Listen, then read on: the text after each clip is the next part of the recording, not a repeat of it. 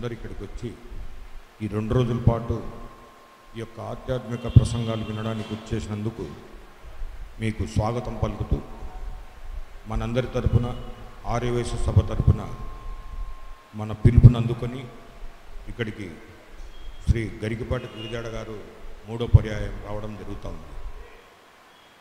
వారికి మనందరి తరపున స్వాగతం పలుకుతూ వారి యొక్క స్థానంలో ఆశీస్సులు అవుతారని కోరుతూ వాళ్ళను సవినయంగా ఆహ్వానిస్తున్నాం. ఈ 2 రోజులు ఆయనకున్న వ్యవధిలో శనివారం ఆదివారం మనకు టైం కేటాయించారు. మనం ఎన్నో ఆధ్యాత్మిక ప్రసంగాలు విన్నాము. కానీ ఈ శతక పద్య మకరందం అనేటువంటి కార్యక్రమం 2 విభాగాలుగా విభజించి శనివారం ఆదివారం ఆ యొక్క ప్రసంగాలను మీకు వినిపిస్తారు. మీరు సవినయంగా విని అమ్మవారి యొక్క ఆశీస్సులు పొందుతారని కోరుతా ఉన్నాను. అమ్మవారి శాలలో ప్రొద్దుటూరులో వాసవి కన్యకా పరమేశ్వరీ దేవి ఆలయంలో సేద తీరినటువంటి భక్తులందరికీ పెద్దవాళ్ళందరికీ నమస్కారం చేస్తూ ఉన్నాను. మాతృదేవోభవ, పితృదేవోభవ, ఆచార్య దేవోభవ. అమ్మ ఎటన్న మాట అక్షరమాలను దిద్దునప్పుడే కమ్మగా నేర్పినారు. అమ్మ ఎటన్న మాట అక్షరమాలను దిద్దునప్పుడే కమ్మగా నేర్పినారు. తెలుగమ్మల మించిన వారలెవరో ఇమ్మహి ఆవును ఇంటిని ఇక ఈశ్వరుని తలపించినారు. మాయమ్మలు అమ్మ ఎటన్న మాట అక్షరమాలను దిద్దునప్పుడే కమ్మగా నేర్పినారు.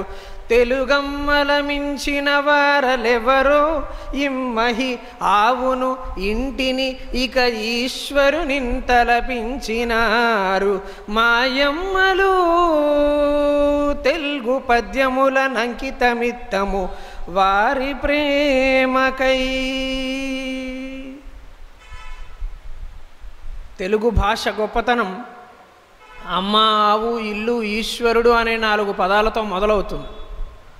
నిజానికి ఆ భాషని మామూలుగా మనం మాట్లాడినా, విద్యాభ్యాసంలో భాగంగా నేర్చుకున్నా అది ఎంతో అదృష్టం. నిజానికి వేరే ఏ భాషలోనూ అంత సౌందర్యం కనబడదు. దేవభాష అయినటువంటి సంస్కృతం సరే, కానీ తెలుగు భాషలో ఉన్నంత రాగయుక్తంగా ఆలపించే విధానం కానీ వేరే ఇతర భాషలలో పద్యాలు ఆలపించేందుకు అవకాశం ఉండదు. తెలుగు భాషలో అవకాశం ఉంటుంది.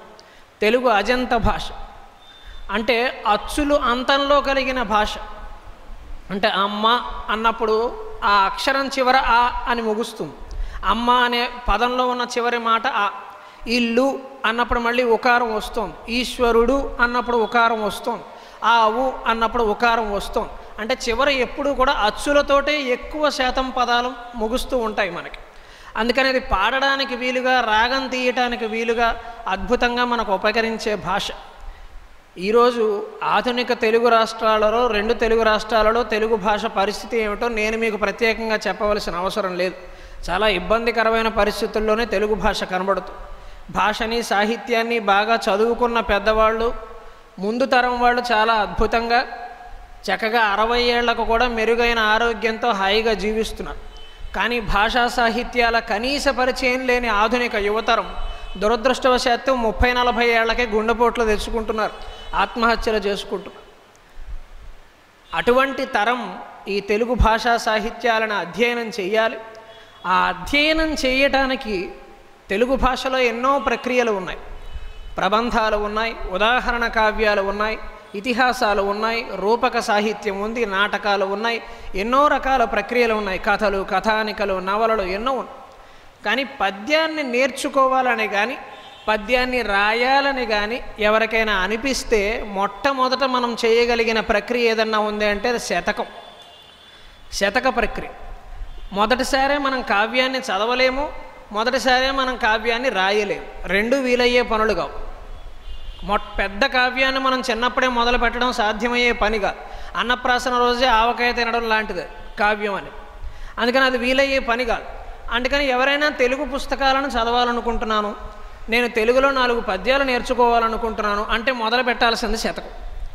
లేదు నేను మంచి కవిని అవ్వాలనుకుంటున్నాను, మంచి మంచి పద్యాలు రాయాలనుకుంటున్నాను అంటే కూడా రాయవలసింది శతకాన్నే. ఈరోజు మనం మహాకవులుగా చెప్పుకుంటున్న ఎంతోమంది కవులు ఎన్నో శతకాలు వాళ్ళ చిన్నతనంలో రాయబట్టి ఈరోజు ఈ స్థాయిలో ఉన్నారు. అంత గొప్ప ప్రక్రియ శతకం.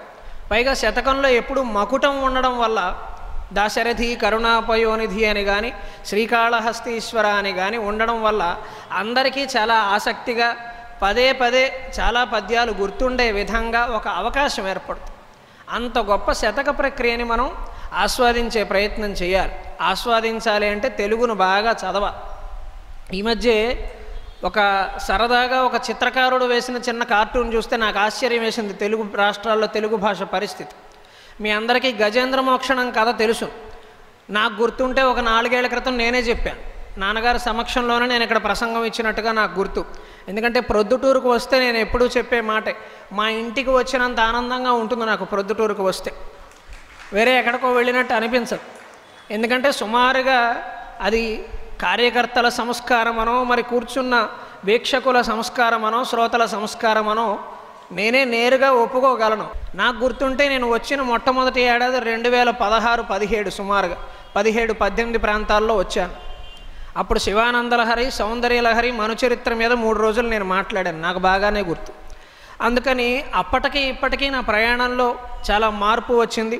అమ్మవారు వాసవి కన్యకా పరమేశ్వరీదేవి దయ వల్ల ఈ మధ్య వైకుంఠ ఏకాదశితో 8 సంవత్సరాల పాటు నేను ప్రవచనాలు చెప్పి 275 ప్రవచనాలను ఈ 8 సంవత్సరాలలో అమ్మవారి ఆశీస్సులతో నేను పూర్తి చేశాను.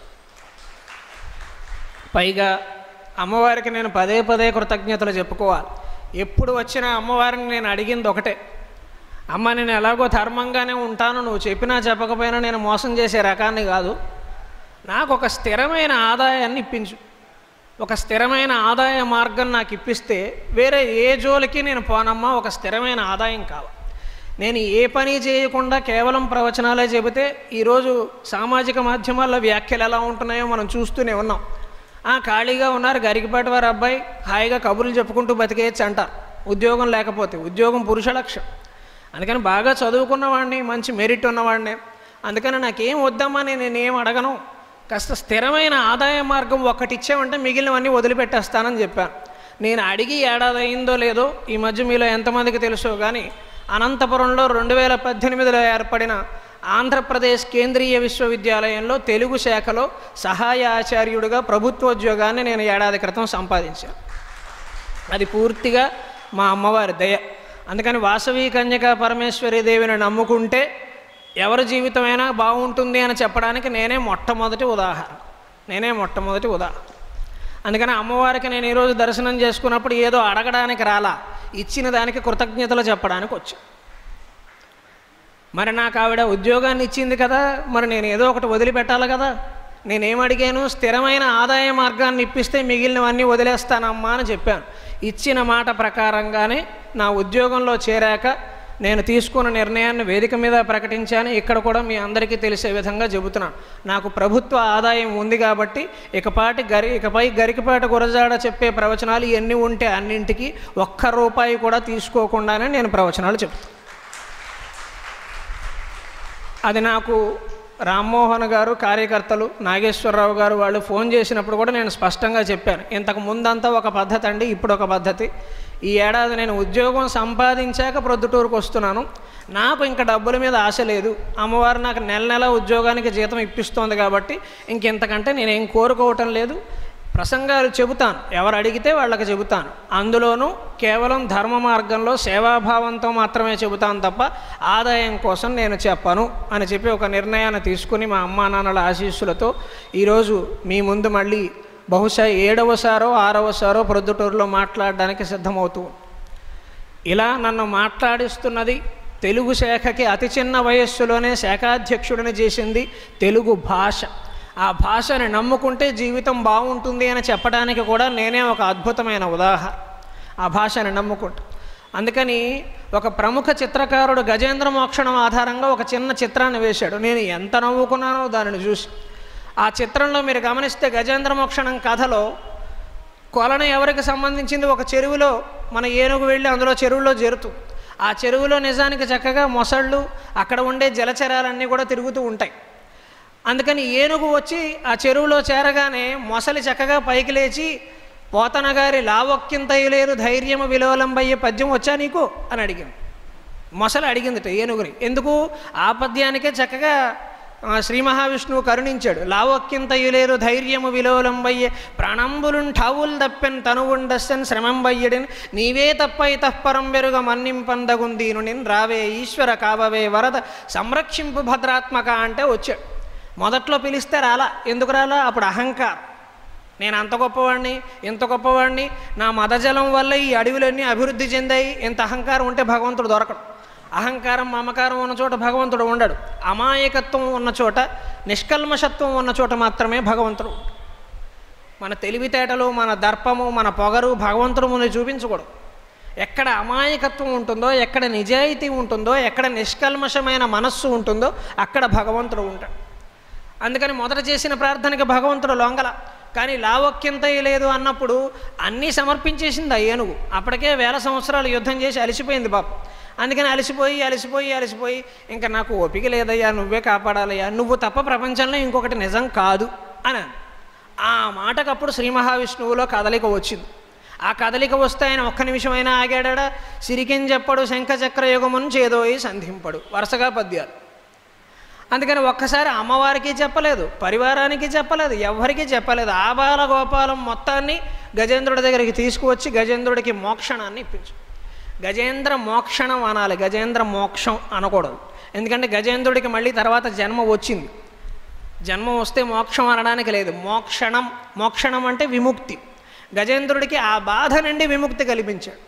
మొసలికి కూడా బాధ నుండి విముక్తి కలిగింది.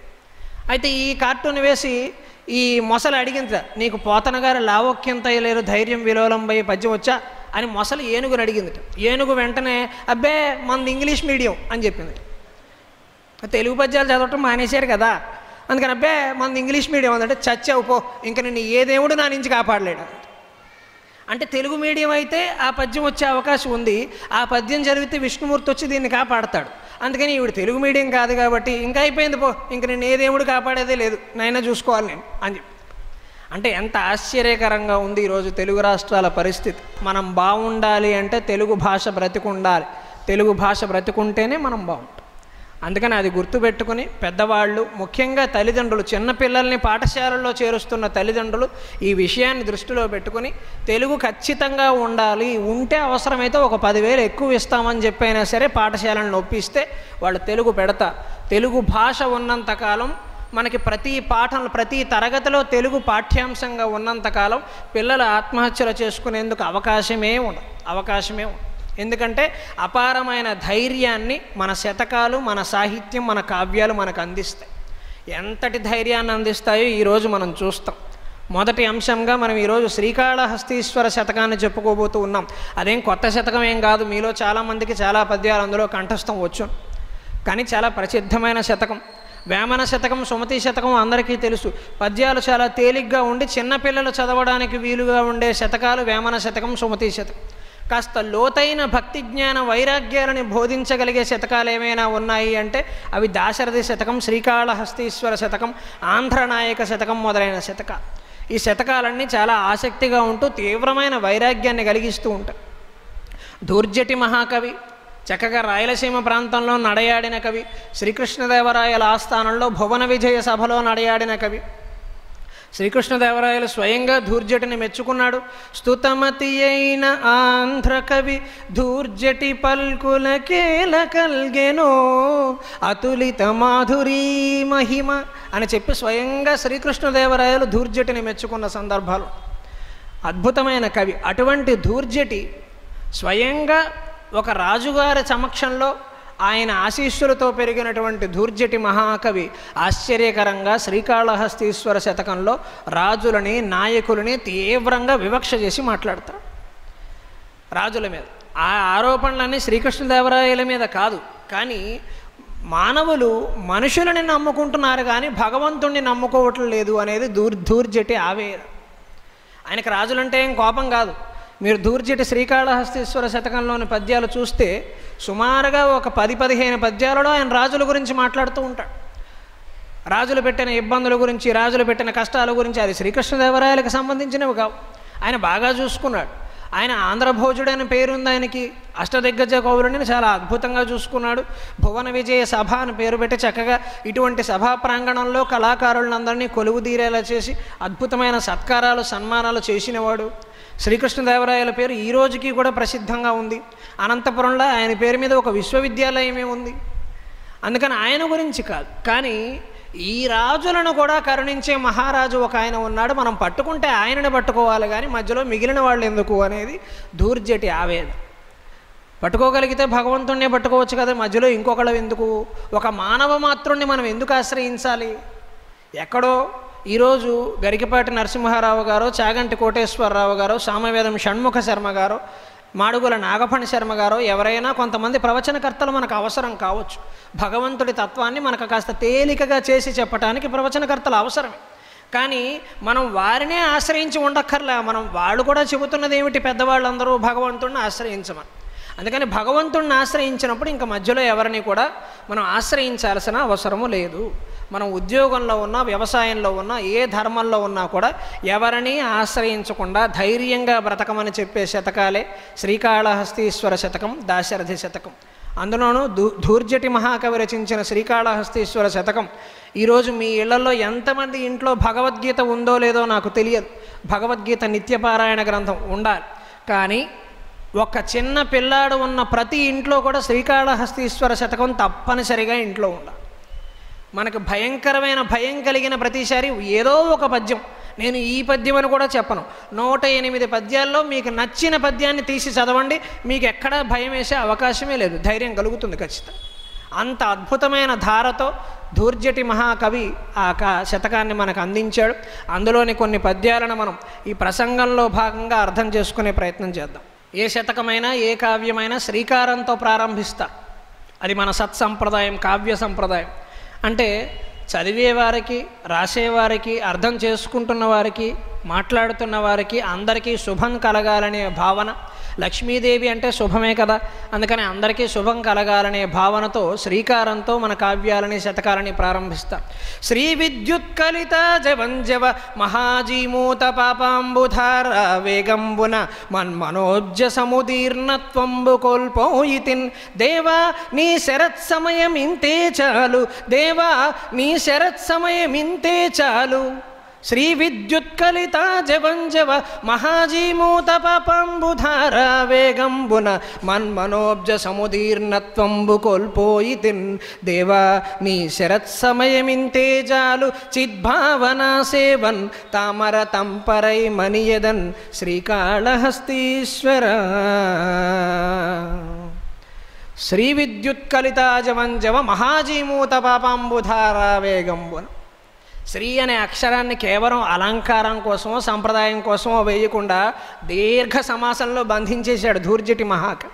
మొట్టమొదటి పద్యంలో శ్రీ విద్యుత్కలిత జవంజవ మహాజీమూత పాపాంబుధార వేగంబున మన్మనోబ్జ సముదీర్ణత్వంబు కోల్పోయితి. పాపాలనే మేఘాలుట, సంపదలనే మేఘాలు పాపాలని వర్షంగా కురిపిస్తున్నాయట మనిషి మీద. అంటే ఇప్పుడు ఈ ఐహిక మూష్మిక సంపదలన్నీ ఉన్నాయే, మనం ఇప్పుడు అనుభవిస్తున్నవి బంగారం అని, డబ్బని, ఉద్యోగం అని, భార్యాభర్తల సంబంధం అని, బాంధవ్యాలని, ఇతర సంబంధాలని మనం అనుభవిస్తున్న సంతోషాలన్నీ ఉన్నాయే, ఇవన్నీ కూడా మెరుపు తీగల్లాంటివి అంటున్నాడు ధూర్జటి మహాకవి. మెరుపు తీగ ఎంతసేపు కనబడుతుందండి? వర్షం కురిసే ముందు మెరుపు తీగ అలా వచ్చి అలా వెళ్ళిపోతుంది. అంటే ఈ సంపదలు కూడా అంతే. మనం ఇవి శాశ్వతం అనుకుని, వాటిని కూడబెట్టుకుని, వాటిని భద్రంగా చూసుకుని, వీటినే ప్రధానం అనుకుంటూ మనం జీవితాన్ని సాగిస్తాం. అవి బంధాలు కావచ్చు, బాంధవ్యాలు కావచ్చు, డబ్బులు కావచ్చు, బంగారం కావచ్చు, ఇంకొకటి కావచ్చు. మనిషికి ఈ వస్తువుల మీద ఉన్న పిచ్చి భగవంతుడి మీదలే.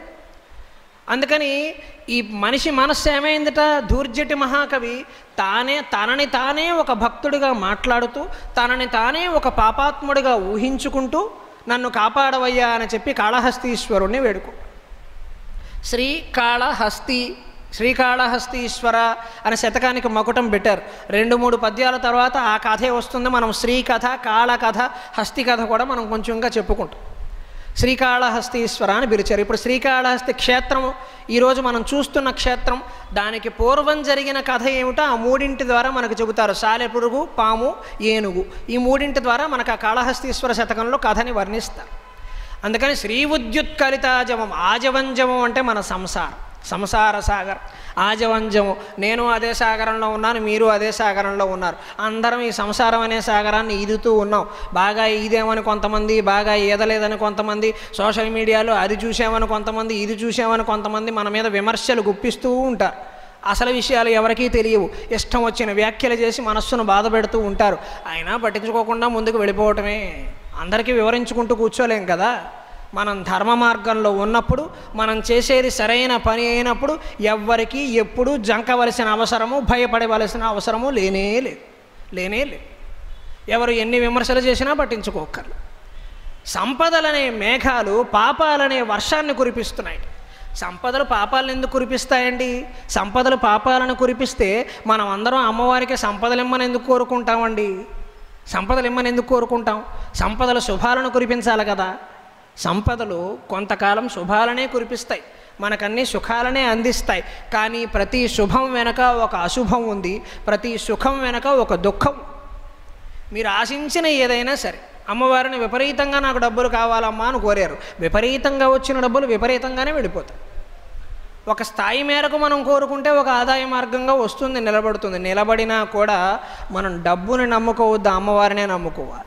అమ్మవారిని ఒక కోరిక అడిగాం, అమ్మ కాస్త ఆర్థికంగా ఇబ్బందులు పడుతున్నానమ్మా, మంచి ఉద్యోగం ఇప్పించమ్మా అని నేను అడిగాను కదా, లేకపోతే మా నాన్నగారి మీద ఆధారపడి బతుకుతున్నాను అంటారు. అందుకని నా కాళ్ళ మీద నేను నిలబడటం కోసం బాగానే చదువుకున్నాను కదమ్మా, నాకేమైనా అర్హత ఉందని అనిపిస్తే నీకు ఉద్యోగం ఇవ్వు. ఇచ్చారు, న్యాయం చేయాలి కదా. ఇంకా కూడా మనం ఈ వస్తున్న ఉద్యోగం మీద, దాని సంపాదన మీద, వస్తువుల మీద మనం వ్యామోహం పెంచేసుకుని అమ్మవారిని మర్చిపోకూడదు. సాధారణంగా ఎప్పుడు జరిగేది అదే. మనకి కష్టాల్లో ఉన్నప్పుడు భగవంతుడు విపరీతంగా గుర్తుకు వస్తాడు, సుఖం వచ్చేసరికి మర్చిపోతాం. కష్టం వచ్చేటప్పటికి తరచుగా గుడికి వచ్చేస్తూ ఉంటాం. రాకూడదని నా అభిప్రాయం కాదండి, రావాలి. అప్పుడెంత తరచుగా వచ్చామో సంపదలు వచ్చాక కూడా అంతే తరచుగా రావాలి. అప్పుడు సాకులు వెతుక్కోవద్దండి. ఈరోజు కుదరలేదు, ఇంట్లో వేరే పని ఉంది, ఇలా మనం సాకులు వెతుకుతున్నామంటే అమ్మవారు అన్నీ గమనిస్తూ ఉంటుంది. ఓహో, అంటే డబ్బు వచ్చింది కాబట్టి నన్ను మర్చిపోయావు. అంటే డబ్బు శాశ్వతమని, అమ్మవారు అశాశ్వతమని అనుకుంటుంది ఈ భక్తురాలు. ఈవిడికి ఒక పాఠం చెప్పాలని మళ్ళీ పాఠం చెప్తుంది. అందుకని నువ్వు కోరుకుంటున్న సంపదలు ఏవైతే ఉన్నావో, డబ్బు కానీ, బంగారం కానీ, భార్యాభర్తలు కానీ, కారు కానీ, మరొకటి కానీ, అన్నీ నీకు కష్టాలే తెచ్చిపెడతాయి, సుఖాలు తెచ్చిపెట్టవు. డబ్బులు ఉన్నాయి, బంగారం ఉంది, ఉన్న దగ్గర నుంచి ఇంట్లో డబ్బులు ఉంటే ఒక బెంగ, ఎవరైనా ఎత్తుకుపోతారేమో, దొంగతనం జరుగుతుందేమో, ఊరు పెడుతున్నాం, ఇల్లు తాళం పెడుతున్నాం, ఏటైనా పోతుందేమో. శుభ్రంగా పెద్ద ఆయనలాగా లుంగి కట్టుకుని కూర్చుంటే ఏం పోయినా కంగారే లేదు. ఏదైనా వస్తువు మన మీద ఉన్నప్పుడు కదా భయము. ఏ వస్తువు లేకపోతే, ఏ వస్తువుకి మనం బాధ్యత వహించాల్సిన అవసరం లేకపోతే. కుంభమేళాలో భాగంగా ఎంతమంది నాగసాధువులు వచ్చారో మీరు అందరూ చూశారు కదా. 40 కోట్ల మంది భారతీయులు మహాకుంభమేళాను దర్శించుకున్నారు కదా. ఒక్కళ్ళైనా ఒక ఆభరణం ధరించారా? వీళ్ళకి ఏ కంగారు లేదు, వదిలేశారు, అన్నింటినీ వదిలేశారు. అంత నిష్కల్మషంగా, అంత నిర్భీతిగా ఎలా ఉండగలుగుతున్నారు? ఏమీ లేవు, కట్టుకున్నది ఒక గోచి గుడ్డ, అది కూడా పోతే ఏమీ ఇబ్బంది లేదు. ఏమీ అక్కర్లేని వాడు భయపడవలసిన అవసరం ఏముంది? కానీ నాకు మంచి అమ్మాయిని ఇచ్చి పెళ్లి చేయమని కోరుకున్నాం. ఆ అమ్మాయి నీతో ప్రేమగా ఉండాలని షరతు, ఆ అమ్మాయితో నీకు సంతానం కలగాలని షరతు, ఆ అమ్మాయి నిన్ను బాగా చూసుకోవాలని షరతు, నువ్వు అడిగిన కోరికలన్నీ తీర్చాలని షరతు, ఆ అమ్మాయి ఎప్పుడు సంతోషంగా నిన్ను ఉంచాలని షరతు. ఎన్ని షరతులు పెట్టావు అప్పుడే? నువ్వు అమ్మాయి ఉంటే చాలా అన్నావు కదా వివాహానికి, మరి ఇన్ని షరతులు ఎందుకు కోరావు మళ్ళీ అంటే? అంతటితో అయిపోదు, ఒకటి కోరిన కొద్దీ మళ్ళీ ఒకటి వస్తుంది. వివాహం అయిపోగానే జరిగిందా?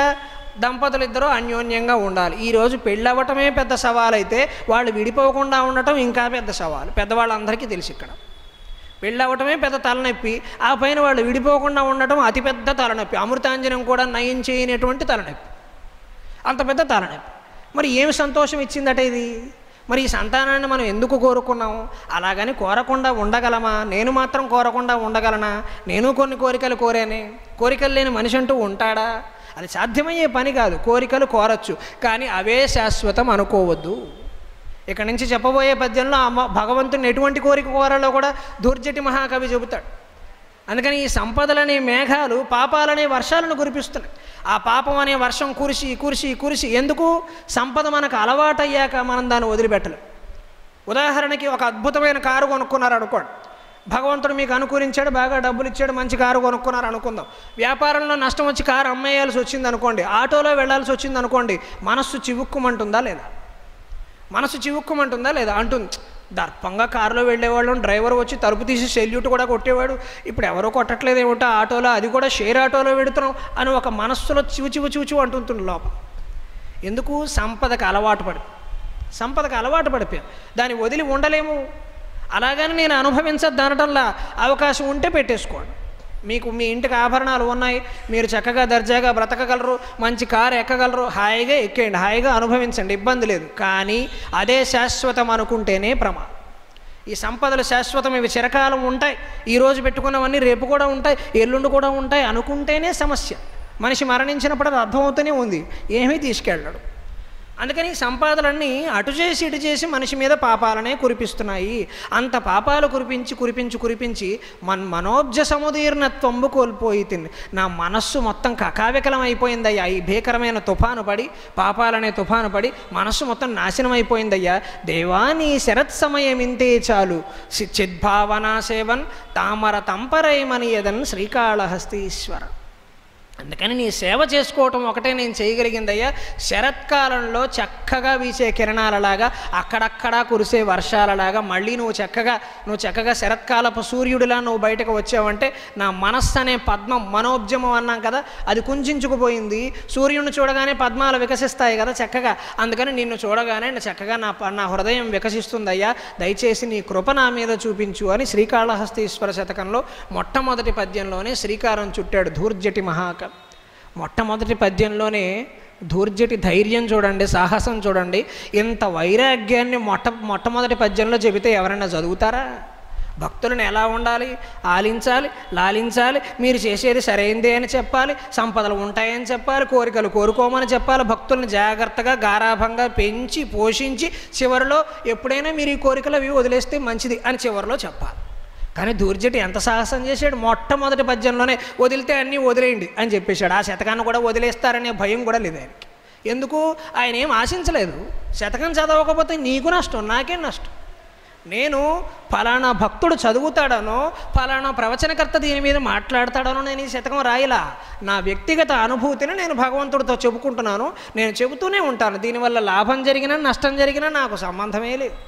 అందుకే శ్రీ విద్యుత్కలితా జమంజమ మహాజీమూత వాణీ వల్లభ దుర్లభంబగు భవద్వారంబున నిల్చి నిర్వాణ శ్రీచర పట్టజూచిన విచారద్రోహము నిత్య కళ్యాణ క్రీడల వాసి దుర్దశల పాలై రాజలోకాధమ శ్రేణీ ద్వారము దూరజేసదిపుడు శ్రీకాళహస్తీశ్వర. వాణీ వల్లభ దుర్లభంబగు భవద్వారంబున నిలిచి నిర్వాణ శ్రీచర పట్టజూచిన విచారద్రోహము. ధూర్జటి మహాకవి అంటున్నాడు, ఓ శ్రీకాళహస్తీశ్వర సదాశివ, నీ కైలాసంలోకి అడుగు పెట్టడానికి వాణీ వల్లభుడు, వాణీదేవి అంటే సరస్వతీదేవి, సరస్వతీదేవి భర్త అయినటువంటి బ్రహ్మదేవుడికి కూడా అవకాశం లేదయ్యా అంట. ఎందుకు లేదు బ్రహ్మదేవుడికి అవకాశము? బ్రహ్మదేవుడి గురించే పదే పదే ఎందుకు చెబుతారు? కొన్ని కావ్యాలలో మాట్లాడేటప్పుడు ఇతని మనస్సును అర్థం చేసుకోవటం బ్రహ్మతరం కూడా కాదంట.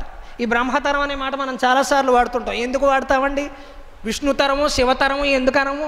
బ్రహ్మతరం అనే ఎందుకంటాము? బ్రహ్మదేవుడికి 4 ముఖములు ఉంటాయి. 4 మోములను నిగమనాదములు ఉత్పత్తులు. ఒక్కొక్క ముఖంతో ఒక్కొక్క వేదాన్ని చదువుతుంటాడు. బ్రహ్మదేవుడు సాక్షాత్తు వేదస్వరూపుడు కాబట్టి వేదం తెలిసిన వాడికి అన్నీ తెలుసును. అంటే ఒక్క ముఖం ఉన్న మానవుడికి ఇన్ని తెలివితేటలుంటే 4 ముఖాలున్న బ్రహ్మదేవుడికి ఎన్ని తెలివితేటలు ఉండాలి? అందుకని వీడి మనస్సును అర్థం చేసుకోవడం బ్రహ్మతరం కూడా కాదు అన్నాడు. అంటే 4 ముఖాలు, 4 తెలివితేటలు, 4 మెదళ్ళు ఉన్నవాడికి కూడా వీడు అర్థం కాడు అని. అందుకని బ్రహ్మదేవుడిని వాడతాం. అందుకని బ్రహ్మదేవుడికి కూడా కైలాస ద్వారం అంత తేలికగా దొరకదట. ఎందుకు దొరకదు? శివరాత్రి కథ. శివరాత్రి కథలో బ్రహ్మదేవుడు అబద్ధం చెప్పాడు కదా, విష్ణువు చక్కగా ఆది అంతు తెలుసుకోవడానికి ఇద్దరు నేను గొప్ప అని దెబ్బలాడుకుంటూ ఉంటే ఇక ఈ కథ బ్రహ్మదేవునో విష్ణుమూర్తినో తక్కువ చేయడానికి చెప్పిన కథ కాదండి. ముగ్గురు సమానమే. కానీ ముగ్గురు కంటే కూడా సత్యం గొప్పదని చెప్పటం కోసం రాసిన కథ. దాన్ని మనం ఉదాత్తంగా అర్థం చేసుకోవాలి. ఇక్కడ శివుడు ఏదో విష్ణువుని తక్కువ చేశాడని బ్రహ్మదేవుని తక్కువ చేశాడు అనుకోవద్దు. అది శివపురాణం. మీరు విష్ణు సంబంధమైన భాగవత పురాణాన్ని చదివితే అక్కడ విష్ణువే అందరికంటే గొప్పవాడని వర్ణిస్తారు. మీరు అమ్మవారి ప్రధానంగా ఉన్న దేవీ భాగవతాన్ని చదివితే అక్కడ అమ్మవారే ప్రధానమని వర్ణిస్తారు. అందులో సందేహం లేదు. అన్నింటికీ మూలం అమ్మవారే, ఆదిపరాశక్తి. ఎందుకంటే సృష్టికి మూలం స్త్రీ రూపం. ఆవిడే చక్కగా బ్రహ్మ విష్ణు మహేశ్వరులను ఏర్పాటు చేసి తన అంశలుగా పార్వతీదేవిని, లక్ష్మీదేవిని, సరస్వతీదేవిని ఆవిడే ఇచ్చింది పరిపాలనా సౌలభ్యం కోసం. మొత్తం మీద అమ్మవారి సృష్టి. అందుకని ఆయా పురాణాలు ఆయా భగవంతుణ్ణి కీర్తి చేస్తాయి. మనం అయ్యప్ప స్వామి కథ చదువుతున్నాం అనుకోండి, అండపిండ బ్రహ్మాండాలన్నింటికీ అయ్యప్ప స్వామే కథానాయకుడు అని చెబుతారు. కానీ వేరే పురాణంలో విష్ణుమూర్తి అని చెప్పారే అంటే ఎలాగా? ఈ పురాణం అయ్యప్ప స్వామి గురించి, ఆ పురాణం విష్ణుమూర్తి గురించి. అసలు విష్ణుమూర్తి ఎవరు, అయ్యప్ప ఎవరు? విష్ణుమూర్తి ఎవరు, అయ్యప్ప ఎవరు? ఇవన్నీ హిందువులు కల్పించుకున్న భావోద్వేగాలు. భగవంతుడు నిరాకారుడు, నిరంజనుడు, ఆయనకు ఒక రూపం అంటూ లేదు. భగవంతుడు అన్నామంటే మనం ఆయన పురుషుణ్ణి చేస్తున్నాం, అంటే స్త్రీ కాదని చెబుతున్నాం. అలా కాదు, దేవత అన్నాం అనుకోండి, స్త్రీ చేస్తున్నాం, పురుషుడు కాదంటున్నాం. మరి నపుంసకులలో భగవంతుడు లేడా? జంతువులలో లేడా? జలచరాల్లో లేడా? ఈ స్తంభంలో లేడా? ప్రహ్లాదుడు బద్దలు కొట్టి చూపించలేదా? హిరణ్యకశిపుడు బద్దలు కొడితే బయటికి రాలేదా? స్త్రీ తిరియగ్జడంబులు అన్నింటిలోనూ భగవంతుడు ఉన్నాడు. ఆయనను అర్థం చేసుకోవటం కోసం మనం ఇన్ని రూపాలను ఏర్పాటు చేసుకోం. అందుకని అన్ని రూపాల్లో ఉన్నది భగవంతుడే. శివుడు ఎక్కువ, విష్ణువు తక్కువ, విష్ణువు ఎక్కువ, శివుడు తక్కువ, ఇవన్నీ మనుషులు కల్పించుకున్న అనవసరపు చర్చలు. తుక్కు దోగర ఇంకేమీ లేదు, అనవసరమైన చర్చలు. అంతా ఒకటే, నీ నమ్మకం ప్రధానం. అందుకని వాణీ వల్లభ దుర్లభంబగు భవద్వారంబున నిలిచి నిర్వాణశ్రీ చెరబట్ట చూచిన విచారద్రోహము. బ్రహ్మదేవుడికి శివరాత్రి కథలో అబద్ధం చెప్పాడని చెప్పి ఆయనకు నువ్వు శాపం పెట్టావు కదా, అటువంటి బ్రహ్మదేవుడు కూడా నీ కైలాస ద్వారాన్ని సమీపించలేడు. కానీ నేను బాగా చదువుకున్నాను, బాగా పుస్తకాలు చదివాను, 4 పురాణాలు చదివాను, 4 కావ్యాలు చదివాననే గర్వంతో మోక్షలక్ష్మిని తీసుకెడదామని వచ్చేసాను. ఎంత తప్పయ్యా అంటే చెరబట్ట చూసిన అంటాడు. చాలా ఆవేశమైన ప్రయోగం అది. దూర్జటి మహాకవి అలా ప్రయోగించగలరు. వాణీ వల్లభ దుర్లభంబగు భవద్వారంబున నిలిచి నిర్వాణ శ్రీ చెరబట్ట చూచిన విచారద్రోహము. నిర్వాణము అంటే మోక్షం, నిర్వాణము, కైవల్యము, మోక్షము ఇవన్నీ ఒకటే పదం. అందుకని నేను మోక్షలక్ష్మిని సంపాదించేద్దాం అనుకున్నానయ్యా, బాగా చదువుకున్నాను, పండితుడిని అంటున్నారు, అందుకని సంపాదించేద్దాం అనుకుంటున్నాను. కానీ నాకు చదువులకు కూడా దక్కని విషయం మోక్షం అనే విషయం నాకు తెలియలేదయ్యా, అమాయకుడిని నేను, నన్ను కాపాడవయ్యా అని చెప్తాను. అందుకేనా నేను ఆ పాపం చేశాననేనా? నీ ద్వారం దగ్గర చక్కగా భక్తుడిగా జయ విజయుల్లా బతకవలసిన నన్ను పట్టుకొచ్చి రాజుల ఆస్థానాల్లో పడేసామేమిటయ్యా, ఏం కర్మ వచ్చిందయ్యా నాకు? శ్రీకృష్ణదేవరాయల ఆస్థానంలో ఉండగలగటం కర్మ. అటువంటి మహారాజు చరిత్రలో ఇంకొకడు ఉన్నాడా? కానీ దూర్జటి మహాకవి మనం అపార్థం చేసుకోవద్దు, శ్రీకృష్ణదేవరాయలని ఏం అనడం లేదు. అఖిలాండ కోటి బ్రహ్మాండ నాయకుడు ఉన్నప్పుడు, సదాశివుడు ఉన్నప్పుడు ఈ మామూలు మానవ మాత్రుని మనం ఎందుకు పట్టించుకోవాలి అనేది దూర్జటి ఆవేదన. అలాగనే ఆయన ఎక్కడ శ్రీకృష్ణదేవరాయలను అగౌరవపరచలేదు, చాలా భక్తిభావంతోనే మెలిగి. అంటే రాజుల దగ్గర, అది కూడా శ్రీకృష్ణదేవరాయల సామ్రాజ్యంలో చెబుతారు, తోపుల బండి మీద రత్నాలు అమ్మేవారట. రాయలసీమ పదంలో చెప్పాలంటే బాడుగ బండ్ల మీద రత్నాలు అమ్మేవారట. అటువంటి రత్నాలు అమ్మే కాలంలో బ్రతికిన దూర్జటి అది ఒక శిక్షగా భావించు. రత్నాలు అమ్మే కాలంలో బ్రతకడం శిక్ష. ఎలా శిక్ష అవుతుందండి? కూరగాయలకు బదిలీగా రత్నాలు ఇచ్చేసుకున్న రోజులు. అటువంటి రోజుల్లో బ్రతకడం శిక్ష ఎలా అవుతుంది? నీ ద్వారం దగ్గర బ్రతకడం కంటే ఈ ద్వారం దగ్గర బ్రతకడం ఖచ్చితంగా శిక్షే అంటాడు దూర్జటి మహాకవి. ఎందుకు? ఇందాక చెప్పిన పద్యమే, సంపదలన్నీ కష్టాలు తెచ్చిపెడతాయి కదా. అందుకని దూర్జటి మహాకవి సంపదల మీద ఆశ పెట్టుకోకు. ఇవాళ వచ్చింది చూసేయి, అనుభవించి. ఎవరో బంగారపు గొలుసు వేసేసుకో, 2 రోజులు అయ్యాక ఎవరో ఎత్తుకుపోతారు, వదిలే. అంతకుముందు లేదు, ఇప్పుడు లేదు, వదిలే.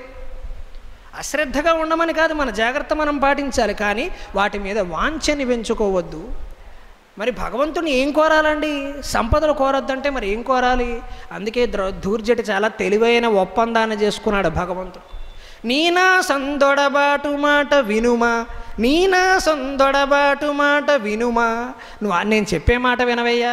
నీ నా సందొడబాటు మాట వినుమా. నీకై జీతంబు నే కాణిన్ బట్టక. నీ నా సందొడబాటు మాట వినుమా. నాకై జీతంబునే కాణిన్ బట్టక. సంతతంబు మది వేట్కన్ గొల్తు అంతఃసపత్నానీకంబున కొప్పగింపకుము. అంతియే చాలు అంతఃసపత్నానీకంబున కొప్పగింపకుము. అంతియే చాలు శ్రీకాళహస్తీశ్వర. నీ నా సందొడబాటు మాట వినుమా. ఈ చర్చలన్నీ వద్దయ్యా. నువ్వు నేను ఒక ఒప్పందం చేసుకుందాం. ఒప్పందం చేసుకోవాలంటే బల్ల మీద అటు ఇటు కూర్చోవాలి కదా. నువ్వు ఇటు కూర్చో, నేను ఇటు కూర్చుంటాను. మన ఇద్దరం ఒక ఒప్పందం చేసుకుందాం. ఏమిటి? నీ చేత నీ జీతం పైనను కాణింబట్టక. నువ్వు నాకు రూపాయలు ఏమీ ఇవ్వద్దు, డబ్బులు ఏమీ ఇవ్వద్దు, బంగారం ఏమీ ఇవ్వద్దు. నువ్వు నాకు జీతం ఇవ్వద్దు, అసలు నాకేమీ చేయొద్దు. నేనేం చేస్తానంటే సంతతంబు మది వేట్కన్ గొల్తు. ఎప్పుడూ నిరంతరం నీ నామస్మరణ నేను మనస్సులో జపిస్తూ ఉంటాను. ఇంకేం చేయండి, నిరంతరం మనస్సులో నీ నామస్మరణ చేస్తూ ఉంటాను. ఇది నేను చేసేది. మరి నువ్వేం చేస్తావు? అంతఃసపత్నానీకంబున కొప్పగింపకుము. అంతఃసపత్నానీకంబున కొప్పగింపకుము. ఇంతియే చాలు. అంతఃసపత్నానీకం అంటే అంతఃశత్రువులు ఎవరైతే ఉన్నారో వాళ్ళ బారిన నేను పడకుండా నన్ను కాపాడవయ్యా అని చెప్తాను. అంతఃశత్రువులు అంటే ఎవరు? మనిషికి శత్రువులు అందరూ బయట ఉన్నారనుకుంటారు. మనం లేదు, అందరూ లోపలే ఉన్నారు. మనం కనబడుతూ ఒక వ్యక్తిని చూసి వీడు నా శత్రువు అనుకుంటున్నాం, కానీ ఆ ఇప్పుడు నేను అన్న మాటే గమనించండి, తెలుగు భాష గొప్పతనం. వీడు నా శత్రువు అని నేను అనుకుంటున్నాను. అనుకుంటున్నది ఎవరండి? నేను. అనుకోకపోతే వాడు నా శత్రువు కాదుగా. తెలుగు భాష గొప్పతనం చూడండి. అంటే అంతా నువ్వు అనుకోవడంలో ఉంది. వాడు శత్రువుగా ఏమి ప్రవర్తించట్లా. నువ్వు అనుకుంటున్నావు ఇక్కడ వాడు నా శత్రువు. నువ్వు అనుకోవటం మానేయచ్చు కదా. అనుకోవటం మానేస్తే శత్రుత్వం లేదు కదా. బాగా తీవ్రమైనది ఉందనుకుందాం మన మీద. ఇది కలియుగం. కృతయుగమో త్రేతాయుగమో ద్వాపరయుగమో కాదు. కృతయుగంలో అయితే ధర్మం 4 పాదాల మీద నడిచింది. ఇది అటువంటి రోజులు కావు, కలియుగం. ఒకవేళ మన మీద ఎవడన్నా శత్రుత్వం పెట్టుకున్నాడు అనుకుందాం. దేవీ భాగవతంలోని సుదర్శనుడు కథ నేను యూట్యూబ్లో చెప్పిన ప్రసంగాలు ఉన్నాయి చూడండి. నాన్నగారు చెప్పారు, ఆచార్య బేతవోలు రామబ్రహ్మం గారు చెప్పారు, చాగంటి కోటేశ్వరరావు గారు చెప్పారు. సుదర్శనుడు అంటాడు దేవీ భాగవతంలో, ఎవరైనా నాతో శత్రుత్వం పెట్టుకుంటే నాకు వాళ్ళతో శత్రుత్వం లేదు, నాతో శత్రుత్వం పెట్టుకుంటే అమ్మవారితో పెట్టుకున్నట్టు లెక్క. ఎంత భక్తుడికి ఎంత ధైర్యం చూడండి. సుదర్శనుడు చెప్పు, నాకెవరితో శత్రుత్వం లేదు, నేను ఎవరితో శత్రుత్వం పెట్టుకోను, కానీ నాతో ఎవడైనా శత్రుత్వం పెట్టుకుంటే వాడు అమ్మవారితో శత్రుత్వం పెట్టుకున్నట్టు లెక్క. ఆవిడ చూసుకుంటుంది వాడిని ఏం చేయాలి. అంత ధైర్యంలో ఉంటాడు సుదర్శన్. అంత భక్తుడిని నేనైతే ఎక్కడా చూడలేదు. సుదర్శనుడి కథ ఎప్పుడైనా వినండి, అవకాశం ఉంటే దేవీ భాగవతంలో తప్పకుండా చదవండి. సుదర్శనుడి కథ చదివిన ఏ భక్తుడు కూడా అసలు జీవితంలో అధైర్యపడే అవకాశమే లేదు. ఎంత భయంకరమైన పరిస్థితుల్లో కూడా అధైర్యపడాడు. అంత గొప్ప భక్తుడు నన్ను అడిగితే అమ్మవారికి ఇంకొకటి లేడు. దేవీ భక్తం వశీకర్తం నాహం శక్త కదంచన కామరాజం మహాబీజం చింతయంతం మనస్యల. నరనారాయణులు తపస్సు చేస్తున్నారయ్యా, మీరు వెళ్ళి చెడగొడతారా? తపస్సుకు భంగం చేయాలి కదా. తపస్సును భంగం చేయడం అంటే తపస్సును పరీక్షించడం. తపస్సును భంగం చేయటం అంటే పాడు చేయటం అప్సరసల ఉద్దేశం కాదండి. పరీక్ష పెడతారు, వీడు లొంగుతాడా లేదా. తపస్సు ఒక స్థాయిలో చేశాడు కదా, మరి లొంగకూడదు కదా అటువంటి విషయాలకి. మరి తపస్సు చేస్తున్నారయ్యా పరీక్ష పెడతారని ఎవరిని అడిగాడు? మన్మధుడిని అడిగాడు, వసంత పురుషుణ్ణి అడిగాడు. మన్మధుడిని వసంత పురుషుణ్ణి నరనారాయణులు తపస్సు చేస్తున్నారు, పరీక్ష పెట్టరావయ్యా అంటే దేవీ భక్తం వశీకర్తం నాహం శక్త కదంచన కామరాజం మహాబీజం చింతయంతం మనస్యల్. అమ్మ, ఏ భక్తుడినైనా పరీక్ష పెట్టమంటే పెడతాను, కానీ అమ్మవారి భక్తుల జోలికి నేను పోలేనమ్మా. మన్మధుడు అదే అన్నాడు. వసంత పురుషుడు అంటే ఇప్పుడు మనకి చైత్రమాసంలో వసంత ఋతువు వస్తుంది కదా, అదే వసంత పురుషుడు. నేను పరీక్ష పెట్టలేనమ్మా అన్నాడు. అంటే ఎందుకు పెట్టలేవంటే వాళ్ళు కామరాజ మహాబీజాఖ్య మంత్రాలను జపిస్తూ ఉంటారు.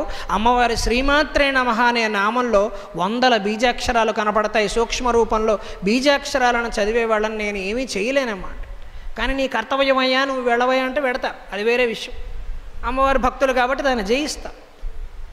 అంటే ఈ తపస్సు ఇవన్నీ భగవంతుడు మనకి పెట్టే పరీక్ష. మనం చాలాసార్లు గమనిస్తే మనం ఒక మంత్రాన్ని ఎంచుకొని దాన్ని మనం పరీక్షిస్తూ ఉంటాం. ఇది పని చేస్తుందో లేదో మనం డోలో పని చేయకపోతే మనం ఇంకోటి ఏదో పారాసిటమాల్ ట్యాబ్లెట్ వేసుకుంటాం చూడండి, అలాగ ఒక నామం ఒక వారం రోజులు జపించి ఇది పనిచేస్తుందో లేదో అని అనుమానంతో మన గజేంద్ర మోక్షణంలో మన ఏనుగు ఏడుస్తుందో చూడండి, కలడందురు దీలుడు ఎడ కలడందురు పరమయోగి గణముల పాలన కలడు కలండనడివాడు కలడో లేడో. ఇంత అనుమానం ఉంటే భగవంతుడు ఉండడు. అనుమానం ఉన్న చోట భగవంతుడు ఉండడు, నమ్మకం ఉన్న చోట భగవంతుడు ఉంటాడు. ప్రహ్లాదుడికి తొందరగాను ఏనుక్కి ఆలస్యంగాను భగవంతుడు ఎందుకు దొరికాడండి? ఎందుకంటే ప్రహ్లాదుడు ఆలోచించాల. గజేంద్రుడికి అహంకారం ఎక్కువ. ప్రహ్లాదుడిని హిరణ్యకశిపుడు భగవంతుడు అన్ని చోట్ల ఉన్నాడా అన్నాడు. నువ్వు ఎక్కడ వెతికితే అక్కడ ఉన్నాడు అన్నాడు. అంటే ఈ స్తంభంలో వెతకచ్చు అన్నాడు. హాయిగా వెతుకు, ఆ స్తంభంలో కాకపోతే ఇది కూడా బద్దలు కొట్టుకోవాలి. ఆయన నమ్మకం, ఆ నమ్మకాన్ని నిజం చేయటం కోసం భగవంతుడు ఎక్కడ కనబడితే అక్కడ కనబడు. మనకి నమ్మకం తక్కువ, అనుమానం ఎక్కువ. పెద్దవాళ్ళని అనట్లేదని నేను యువతరాన్ని గురించి చెబుతున్నాను. నమ్మకం తక్కువ, అనుమానం ఎక్కువ. అందుకే ఒక నామాన్ని ఒక వారం 10 రోజులు జపిస్తాము. జపించాక మనకేమనిపిస్తుంది? ఇంకా ఇమీడియట్గా రిజల్ట్స్ రాలా, ఫలితాలు ఇంకా రాలా. అంటే ఈ నామం అంత శక్తివంతమైంది కాదేమో, ఇంకేదైనా నామం జపిస్తే మంచిదేమో, ఆ గురువు గారి దగ్గర చెప్పించుకుంటే మంచిదేమో అని మనం ఇంకో నామానికి పెడతాం. భక్తులందరూ ఈ నామం మంచిదా ఆ నామం మంచిదా అని చర్చలో పడి ఏ నామం లేకుండా ఇబ్బందులు పాలైపోతాం. మంత్రాన్ని మనం పరీక్షించకూడదండి, మన నిష్టని మంత్రం పరీక్షిస్తుంది. మనం మంత్రాన్ని జపించడం మొదలుపెట్టాక మొదట్లో కష్టాలే వస్తాయి. అది అమ్మవారి పథకం. ఆవిడ ప్రశ్నపత్రం అలాగే ఉంటుంది. మొదట్లో కష్టాలు ఇస్తుంది. అప్పుడు మనకి ఏమనిపిస్తుంది? చాలామంది భక్తులు ఏం చేస్తారు, అదేమిటి నామస్మరణ మొదలెట్టాక కూడా కష్టాలు వస్తున్నాయంటే ఈ నామం సరైనది కాదేమో అని వేరే నామంలోకి వెళ్ళిపోతారు. అంటే మనం పరీక్షలో విఫలమైనట్టు లెక్క. అలా కాకుండా నీ ఇష్టం, నువ్వు కష్టాలు ఇస్తావో, తుఫాను కురిపిస్తావో, రాళ్లతో కొట్టిస్తావో, ఏమైనా చేసుకో, నేను ఈ నామాన్ని వదిలిపెట్టను అని ఏ భక్తుడు కూర్చుంటాడో ఆ భక్తుడి మీద అమ్మవారు సకల సంపదలు వరుసగా కురిపిస్తుంది. వద్దు అంటే చేతుల నిండా నింపేస్తుంది. అమ్మ నాకు చాలమ్మ, ఈ 2 చేతుల నిండా చాలమ్మ, ఇంతకంటే వద్దమ్మ అంటే ఊరుకోరా నువ్వు నా బిడ్డవి అని చెప్పి ఇంకా కురిపిస్తూనే ఉంటుంది. అక్కడే చిన్న కిటుకు ఉందండి, మనం గమనించాలి. సంపదలు కావాలంటే రావండి. వద్దు అని ఎవడనుకుంటాడో వాడి దగ్గరికే వస్తాయి. నాకు సంపదలు కావాలని ప్రయత్నం చేసే వాడి దగ్గరికి రావు. ఎవరైతే నాకు ఉన్నది చాలు అనుకుంటాడో వాడి దగ్గరికి అమ్మవారి డబ్బులు కురిపిస్తూ ఉంటుంది. ఆత్మసంతృప్తి ప్రధానం. ఇలా అన్నాను కదా అని నిజంగా మనస్సులో భావన లేకపోయినా వద్దు అని మనం నాటకం ఆడుకోం. నిజంగానే వద్దనిపించుకోవాలి. చాలు అనుకోవాలి. వద్దంటే అసలే వద్దని కాదు కదమ్మా, ఇల్లు నడవడానికి ఏదో కొంత చాలు, ఏడాదికి ఎంత వస్తుంది చాలు, ఇంతకంటే అవసరం లేదమ్మా, చాలమ్మా, ఇంకెందుకమ్మా, ఇంతలోనే బతికేస్తానులే, ఏదైతే ఉంది అనే ఆత్మసంతృప్తి ఎవరు కలిగి ఉంటారో అక్కడ అమ్మవారు ఇంకా ఇస్తూ ఉంటుంది. దోషిళ్ళు నింపేస్తుంది. పట్టుకున్న కొద్దీ ధార కారిపోతూ ఉంటుంది, ఇంకా కురిపిస్తుంది. చాలమ్మా అంటే ఊరుకోరా, నువ్వు నిజాయితీగా ఉంటావురా, నీకు ఇస్తే నలుగురికి పంచిపెడతావురా, నేను నీకే ఇస్తాను, మోసం చేసేవాడికి ఇవ్వను నేను. నీనాసందొడబాటు మాట వినుమా. అందుకే ఒప్పందం ఏం చేసుకున్నాడు ధూర్జటి మహాకవి? నేనేం చేస్తానంటే నిరంతరం నీ నామస్మరణ చేస్తాను, నువ్వేం చేయాలంటే అంతఃసపత్నానీకంబున కొప్పగింపకం అంతియేచ. అంతఃశత్రువులైనటువంటి అరిషడ్ వర్గాలు కామము, క్రోధము, లోభము, మోహము, మదము, మాత్సర్యము, ఈ 6ంటికి నేను బానిసైపోకుండా నువ్వు నన్ను కాపాడవయ్యా, ఇంకేమీ లేదు. మనమందరం కూడా రేపటి నుంచి మనం అమ్మవారిని కోరవలసిన కోరిక ఇదే.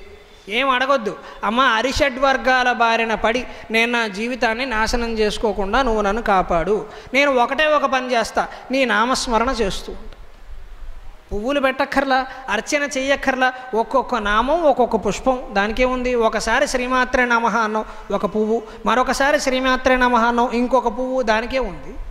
ఎవరి తాహత ప్రకారం వారు చేస్తారు. అందుకని నీనాసందొడబాటు మాట వినుమా. అందుకే ధూర్జటి మహాకవి మరో మాట అంటున్నాడు, అమ్మా చాలా పాపాలు చేసేసాను స్వామి, చాలా పాపాలు చేసేసాను కాళహస్తీశ్వర, పాపాలు చేసేసానని వదిలిపెట్టేస్తావా? భవకేళీ మదిరా మదంబున మహాపాపాత్ముడై వీడు నన్ను వివేకింపడటంచు భవకేళి మదిరామదంబున మహాపాపాత్ముడై వీడు నన్ను వివేకింపడటంచు నరకార్ణోరాశి పాలైన పట్టవు. భవకేళి మదిరామదంబున మహాపాపాత్ముడై వీడు నన్ను వివేకింపడటంచు నరకార్ణోరాశి పాలైన పట్టవు. బాలుండొక చోట ఆట తమితోడన్ను దిగులంగా తండ్రి విచారింపకయుండునా కటకట శ్రీకాళహస్తీశ్వర. చాలా ఇష్టమైన పద్యం, ఎంతోమందికి భక్తులకు నచ్చే పద్యం. భవకేళి మదిరామదంబున మహాపాపాత్ముడై వీడు నన్ను వివేకింపడటంచు నరకార్ణో రాశి పాలైన పట్టవు.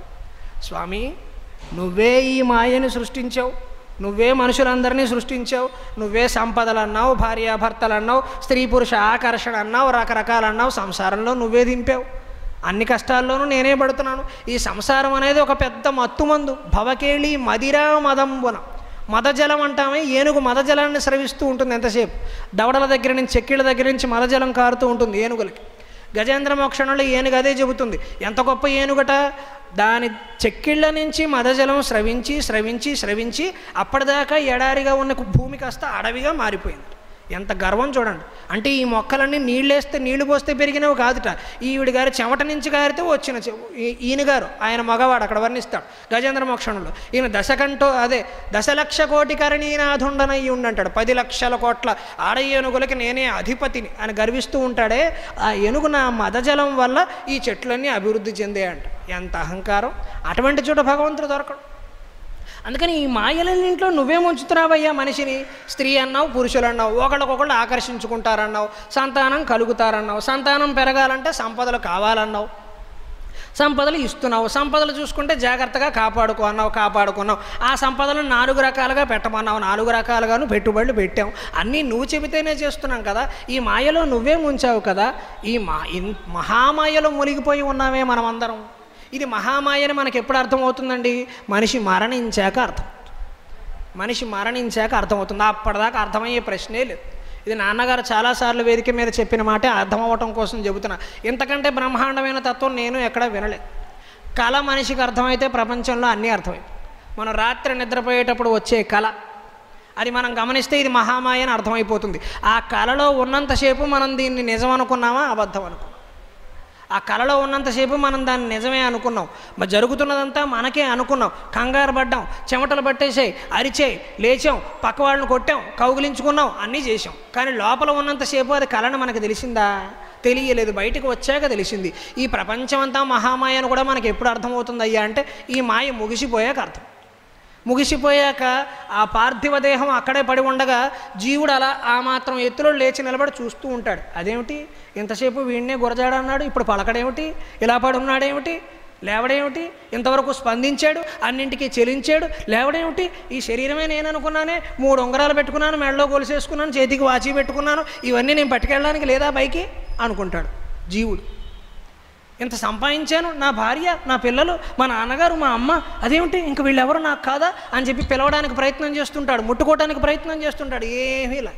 అప్పుడు అనిపిస్తుంది, అరే ఇదంతా మాయ, దీనికోసం ఇంత కూడబెట్టుకున్నానా, దీనికోసం ఇంత ఖర్చు పెట్టానా అనవసరంగా, పుణ్యం చేసుకుని ఉండాల్సిందే, అమ్మవారి శాలలో ఇంకొక అరగంట కూర్చుని ఉండాల్సిందే, ఎక్కువసేపు చనిపోయే ముందు 1 అరగంట అమ్మవారి శాలలో కూర్చుని ఉంటే మోక్షం వచ్చేదేమో, అనవసరంగా పిచ్చి ప్రయత్నం చేశాను జీవితం అంతా. అప్పుడు అనిపిస్తుంది. అప్పుడు అనిపించేం లాభం? అలా అనిపిస్తుందని అదృష్టవశాత్తు మన తెలుగు కవులు, శతక కవులు, కావ్యాలు రచించిన కవులందరూ మనకు ముందే చెప్పారు. ఒరే నాయన, చనిపోయాక నీకు పరిస్థితి ఇదిరా, తెలుసుకోరా, ముందే మార్చుకోరా జీవితాన్ని అని చెబుతున్నాం. అందుకని భవకేళి మదిరామదంబున మహాపాపాత్ముడై భక్తుడు మరి మాయలో పడిపోయి తెలుసో తెలియకో కొన్ని పాపాలు చేసేసి, ఇక్కడే కొంత చర్చ వస్తుంది. తెలిసి చేసిన పాపాలు, తెలియక చేసిన పాపాలు. తెలియక చేసిన పాపాలు నామస్మరణ వల్ల తొలగిపోయే అవకాశం ఉంది. కానీ తెలిసి చేసిన పాపాలకి మనం ఖచ్చితంగా ఫలితాన్ని, పర్యవసానాన్ని అనుభవించే తీరాలి. చిన్నపిల్లలు తెలియక తప్పు చేస్తారు, పెద్దవాళ్ళం తెలిసి చేసే అవకాశమే ఎక్కువ. మనం మోసం చేస్తున్నామని మనం తెలుసు, మనం ఎక్కువగా అత్యాశపడుతున్నామని మనకు తెలుసు, మనం లేనిపోని విషయాలు కోరుకుంటున్నామని మనకు తెలుసు. తెలిసి మనం తప్పులు చేస్తూ ఉంటాం. అమ్మా నువ్వు నన్ను కాపాడంటాం. అది జరిగే పనిగా. తెలియని తప్పులను మాత్రమే అమ్మవారు క్షమిస్తూ, ఆ పాపాలు నామస్మరణతో తొలగిపోతాయి. తెలియకుండా మనం చేసిన తప్పులన్నీ కూడా నామస్మరణతో తొలగిపోతాయి. తెలిసిన తప్పులకే. అందుకని ఏమంటున్నాడు, నేను తెలియక కొన్ని తప్పులు చేశానయ్యా, మహాపాపాత్ముడై వీడు నన్ను వివేకింపడటంచు నరకార్నో రాశిపాలైన బట్టవు. ఈ సంసారం అనే మహాసాగరంలో పడి తెలియక నేను కొన్ని తప్పులు చేశానయ్యా. తప్పులు చేశానని, నీ నామస్మరణ చేయటం లేదని, దేవాలయానికి రావటం లేదని నా మీద కోపంతో అలిగి నన్ను నరకానికి పంపిస్తావా? నువ్వు ఎటువంటి దేవుడవయ్యా, నువ్వు అలా చెయ్యకయ్యా అని చెప్పి బాలుండొక చోట ఆటతమితోడ నూతికూలంగా తండ్రి విచారింపకయుండునా కటకట శ్రీకాళహస్తీశ్వర. ఒక చిన్న పిల్లవాడు ఉన్నాడు, ఇంట్లో సరదాగా అటు ఇటు ఆడుకుంటూ తిరుగుతూ ఉన్నాడు. ఆ పిల్లాడు ఎక్కడికి వెళ్ళినా తెలియటం కోసం వాళ్ళ అమ్మగారు చక్కగా నడుముకు ఒక చిన్న మొలతాడు కట్టి అక్కడ ఒక చిన్న సిగ్గుబిళ్ళ కట్టింది. ఆ సిగ్గుబిళ్ళ కాస్త సవ్వడి చేస్తూ, అప్పట్లో జీపీఎస్ టెక్నాలజీ ఆడపిల్లలు వాడేవాళ్ళు, అప్పట్లో పెద్దవాడు. అదే జీపీఎస్ టెక్నాలజీ. ఎందుకు, వాడు ఎక్కడికి వెళ్ళినా చప్పుడు అవుతూ ఉంటుంది. ఒకసారి చప్పుడు ఆగిందంటే అమ్మ పిల్లడికి ఏదో అయిపోయిందండి. ఇప్పుడు ఆ జీపీఎస్ టెక్నాలజీ లేదు. ఇప్పుడు ఫోన్ ఇచ్చారు చేతికి, ఫోన్ ఆగిపోయిందంటే పిల్లాడు తింటాం మానేసాడనో వాడికి ఏదో ఆపదొచ్చింది. ఇదే జీపీఎస్. అప్పట్లో సిగ్గుబిళ్ళతో తేల్చేసారు మన ప్రాచీనులు. ఇప్పుడు దానికి చేట భారతం అంత ఫోన్ పెట్టారు ఇక్కడ. అందుకని ఈ పిల్లాడు ఆడుకుంటూ ప్రమాదవశాత్తు ఒక బావిలో పడ్డాడు అనుకోండి, తండ్రి విచారింపకయుండునో కటకట శ్రీకాళహస్తీశ్వర. చిన్న పిల్లవాడు ఆడుకుంటూ ఉంటాడు, బావిలో పడడం ప్రమాదం అని అతనికి తెలియదు, అనవసరంగా తెలుసో తెలియకో బావిలో పడిపోతాడు. మరి తండ్రి అయినటువంటి ఈ పిల్లాడికి తండ్రి ఉన్నాడు కదా, వాడంతరం వాడిని బావిలో ఎవడు పడమని చెప్పాడని వదిలేస్తాడా? వదిలేలేడు కదా. వాడు పాపమే చేశాడు, బావిలో పడకూడదు. కానీ వాడికి అది తెలియదు పాపం, బావి అని మునిగిపోతామని, ప్రాణం పోతుందని తెలియని వయస్సు అది. అలా తండ్రి ఎలా కాపాడుతున్నాడో నేను కూడా తెలియక కొన్ని పాపాలు చేశానయ్యా, నన్ను వదిలేస్తావా? అలాగను వదిలేకయ్యా, నన్ను పట్టుకో, నన్ను కాస్త కాపాడు, ఇది సరైన దారి కాదురా, ఇది సరైన దారి అని చెప్పి నడిపించవయ్యా, అంతేగాని అలా వదిలేస్తే అలాగయ్యా. అంత ఆప్యాయంగా ధూర్జటి మహాకవి శ్రీకాళహస్తీశ్వరుని కొడుతాడు. బాలుండొక చోట ఆటతమితోడ నూతిగూలంగా తండ్రి విచారింపకయుండునా కటకట శ్రీకాళహస్తీశ్వర. ఇంత మాత్రానికే వదిలేస్తే ఎలాగా? నిప్పై పాతక తోల శైలమడచున్ నీ నామము, నిప్పై పాతక తోల శైలమడచున్ నీ నామమే మానవుల్ తప్పందవుల విన్ననంతక భుజాదర్పోద్ధత క్లేశముల్ తప్పున్. నిప్పై పాతక తోల శైలమడచున్ నీ నామము ఏ మానవుల్ తప్పందవుల విన్ననంతక భుజాదర్పోద్ధత క్లేశముల్ తప్పున్.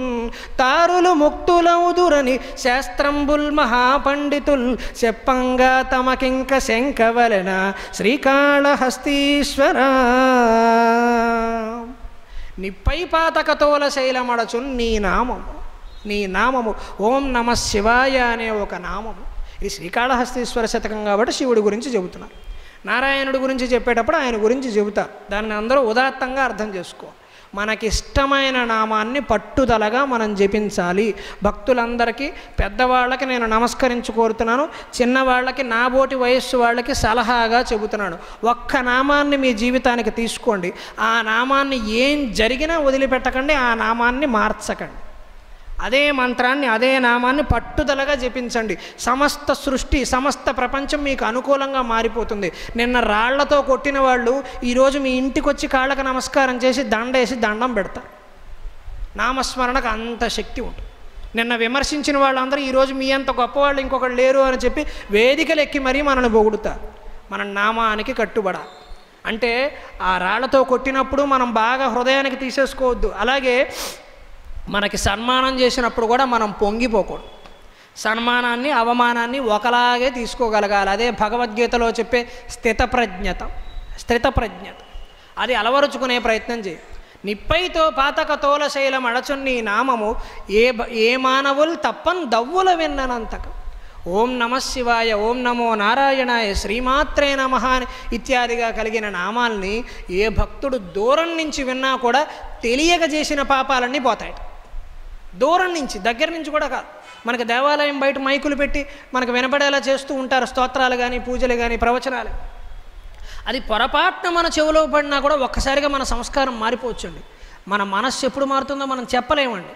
అంతకాలం పాపాలు చేసిన వాడు కూడా ఒక్కసారి ఎందుకో ఓం నమ శివాయ అని నామం చెవి పడగానే దేవాలయంలోకి వచ్చేస్తాడు. వచ్చేసి అమ్మవారికి నమస్కరించుకుంటాడు, ఇంకా అక్కడే ఉండిపోతాడు. ఈ కథ మనకు ఉంది.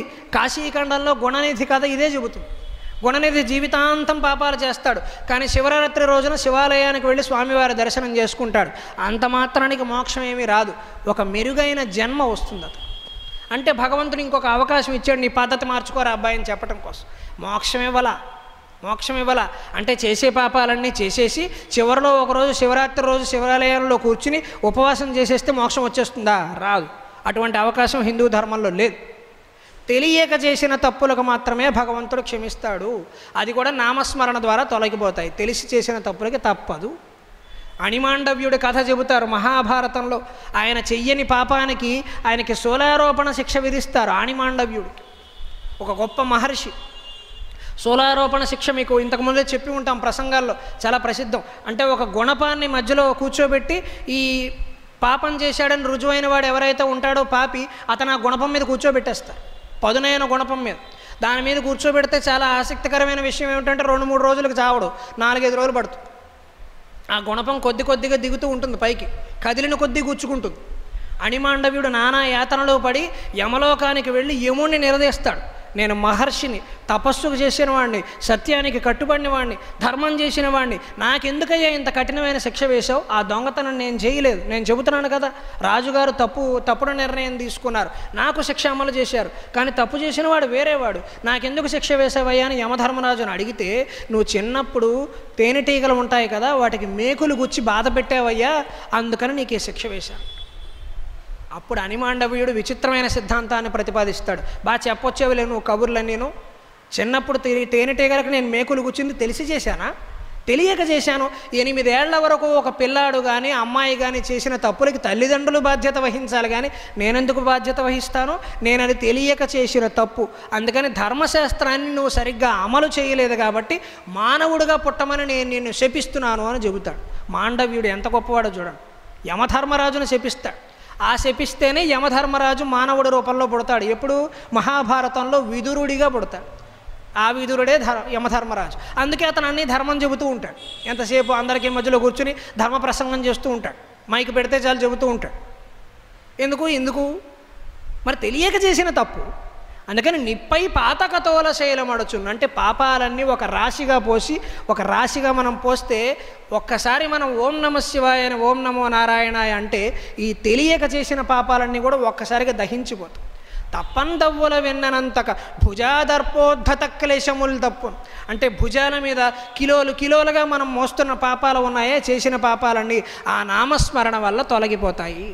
మరి చేసిన పాపాలకి ఎలా, తెలిసి చేసిన పాపాలకి ఎలా పోవాలండి? నామస్మరణ మొదలు పెట్టాలి. జీవితంలో మన పద్ధతిని మార్చుకోవాలి. దేవాలయానికి రావాలి, స్వామి చేయకూడని నేరాలన్నీ చేసేసాను, అది తప్పని నాకు తెలిసింది, నిన్నటిదాకా కూడా తప్పులు చేసేసాను, ఇకపై నా జీవితంలో అటువంటి తప్పులు చేయను, దయచేసి నా జీవితాన్ని మార్చుకునే అవకాశం నాకు ఇవ్వవయ్యా అని చెప్పి 100 దానాలు, 100 పుణ్యాలు, 100 సార్లు నామస్మరణ, చూసినా, మాట్లాడినా, విన్నా, ఏం చేసినా భగవంతుడి గురించే మనం చెయ్యగలిగితే కొంతకాలానికి, అది కూడా రేపో ఎల్లుండో అయిపోయే ఇన్స్టెంట్ పథకాలు హిందూ ధర్మంలో లేవు, కొంతకాలానికి మనకి విముక్తి లభిస్తుంది. అది కూడా వచ్చే జన్మ కొంచెం మెరుగైన జన్మ వస్తుంది.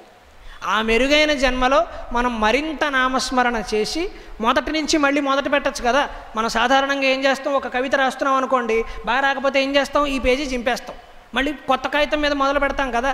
అలాగే మనకి భగవంతుడు ఇంకొక కొత్త కాగితాన్ని ఇస్తాడు. ఇంతకుముందు రాసిన కాగితం మొత్తం జడగొట్టేవు పాపాలు చేసి, ఈ కాగితం తీసుకో, దీని మీద తాజాగా మళ్ళీ చక్కగా మొదలుపెట్టు, నామస్మరణతో మొదలుపెట్టని చెబుతాడు. అందుకని మళ్ళీ జీవితాన్ని మార్చుకునే ఒక అవకాశాన్ని భగవంతుడు మనకు కల్పిస్తాడు. ఈ నామస్మరణ వల్ల మనకి రావలసిన ఘోరమైన జన్మ ఏదో తప్పిపోయి ఇది వస్తుంది. అందుకని మనం చేయవలసింది ఏంటి? తెలిసి తప్పులు చెయ్యకూడదు, తెలిసి పాపాలు చెయ్యకూడదు. ఇది పాపం అని తెలిసాక చెయ్యొద్దు, ఎట్టి పరిస్థితిలో చేయొద్దు. ఎవరికి తెలుస్తుంది? భగవంతుడు చూస్తాడా? ఖచ్చితంగా చూస్తాడు, ఖచ్చితంగా చూస్తాడు.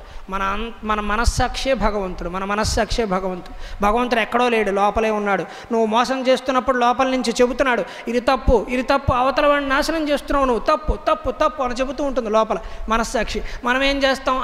అందరూ చేస్తున్నారు, ఈ రోజుల్లో తప్పులు చేయకపోతే అలాగా, ఆ మాత్రం చేసుకోకపోతే బతకలేం అని మనకు మనం సమాధానం చెప్పుకొని మనం దాన్ని అణిచేసే ప్రయత్నం చేస్తున్నాం. అది చెయ్యకండి, అది చెయ్యకండి. మీ మనస్సాక్షికి మీరు కట్టుబడి ఉండండి. మేసం మెలేస్తూ బ్రతకవచ్చు, మేసం మెలేస్తూ బ్రతకవచ్చు, నేను పాపం చెయ్యలా అని చెప్పవచ్చు. అమ్మవారి దేవాలయానికి వచ్చి ఎందుకమ్మా నన్ను బాధ పెడుతున్నావు దూర్జటి అడిగినట్టు ధైర్యంగా అడగచ్చు అమ్మవారిని. ఎందుకు బాధ పెట్టావమ్మా? నేను నిజాయితీగా ఉన్నాను, నేను ధర్మంగా బ్రతికాను, నన్ను ఎందుకు బాధ పెట్టావమ్మా నువ్వు అని దబాయించి అడగవచ్చు అమ్మవారి. అలా దబాయించే ధైర్యం మనకు రావాలంటే పాపాలు చేయటం తగ్గించి భుజాదర్పోద్ధత క్లేశములు తప్పున్ తారును ముక్తులవుదరని శాస్త్రంబుల్ మహాపండితులు చెప్పంగా తమకింక శంక వలన శ్రీకాళహస్తీశ్వర. ఎన్నో శాస్త్రాలు, 4 వేదాలు, 18 పురాణాలు, 100 కావ్యాలు, శతకాలు నామస్మరణ చేస్తే జీవితం బాగుంటుంది అని ఎన్ని రకాలుగా చెప్పినా మనిషికి 100 సందేహాలు. ఆ వ్రతం చేయొచ్చో, ఈ వ్రతం చేయొచ్చో, ఆ యజ్ఞం చేయొచ్చో, ఈ యజ్ఞం చేయొచ్చో అని చూస్తాడు. కానీ నామస్మరణ రూపాయి ఖర్చు లేని వ్యవహారం ఇది చెయ్యరా అంటే మనిషి చేయడు. మనిషికి అనుమానం. తమకింక శంక వలన శ్రీకాళహస్తీశ్వర. ఇంత స్పష్టంగా చెప్పినా ఇంకా ఎందుకయ్యా మనిషికి ఇన్ని అనుమానాలు? అందుకే భక్తికి ఎప్పుడు కూడా నిజాయితీ ప్రధానం, అమాయకత్వం ప్రధానం. ఇప్పుడు అసలైన కథ. ఏ వేదంబు పఠించెలూత భుజగంబే శాస్త్రముల్ చూచే తానే విద్యాభ్యసనం బొనర్చకరి చెంచే మంత్రమూహించే బోధావిర్భావ నిధానముల్ చదువులయ్యా కావు. ఏ వేదంబు పఠించెలూత భుజగంబే శాస్త్రముల్ చూచే తానే విద్యాభ్యసనం వనర్చకరి చెంచే మంత్రమూహించే బోధావిర్భావ నిదానముల్ చదువులయ్యా కావు. నీ పాద సేవా సంసేవా శక్తియగాక జంతుతతికిన్ శ్రీకాళహస్తీశ్వర. నీ పాద సంసేవా శక్తియగాక జంతుతతికిన్ శ్రీకాళహస్తీశ్వర. ఏ వేదం పఠించిందని సాలెపురికి మోక్షం ఇచ్చేవయ్యా? ఋగ్వేదం చదివిందా, యజుర్వేదం చదివిందా, సామవేదం చదివిందా, అథర్వవేదం చదివిందా? కనీసం గరికిపాటి వారివో, చాగంటి వారివో, సామవేదం వారివో ప్రసంగాలైనా విందా? అది లేదే. మరి ఎందుకు ఇచ్చావయ్యా సాలెపురికి మోక్షం నువ్వు? ఏ వేదంబు పఠించెలూత భుజగం వేశాస్త్రములు చూచే. ఆ పాము శ్రీకాళహస్తీశ్వరంలో శ్రీ అంటే సాలెపురుగు, అలాగే కాళము అంటే పాము, హస్తి అంటే ఏనుగు.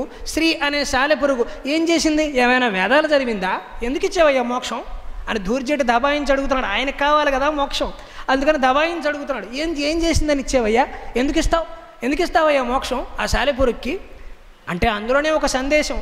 మొదటి 2 పాదాల్లో ప్రశ్న, చివరి 2 పాదాల్లో సమాధానం. పద్యం 4 పాదాలు కదా. ఏ వేదం చదివిందని ఇచ్చేవయ్యా?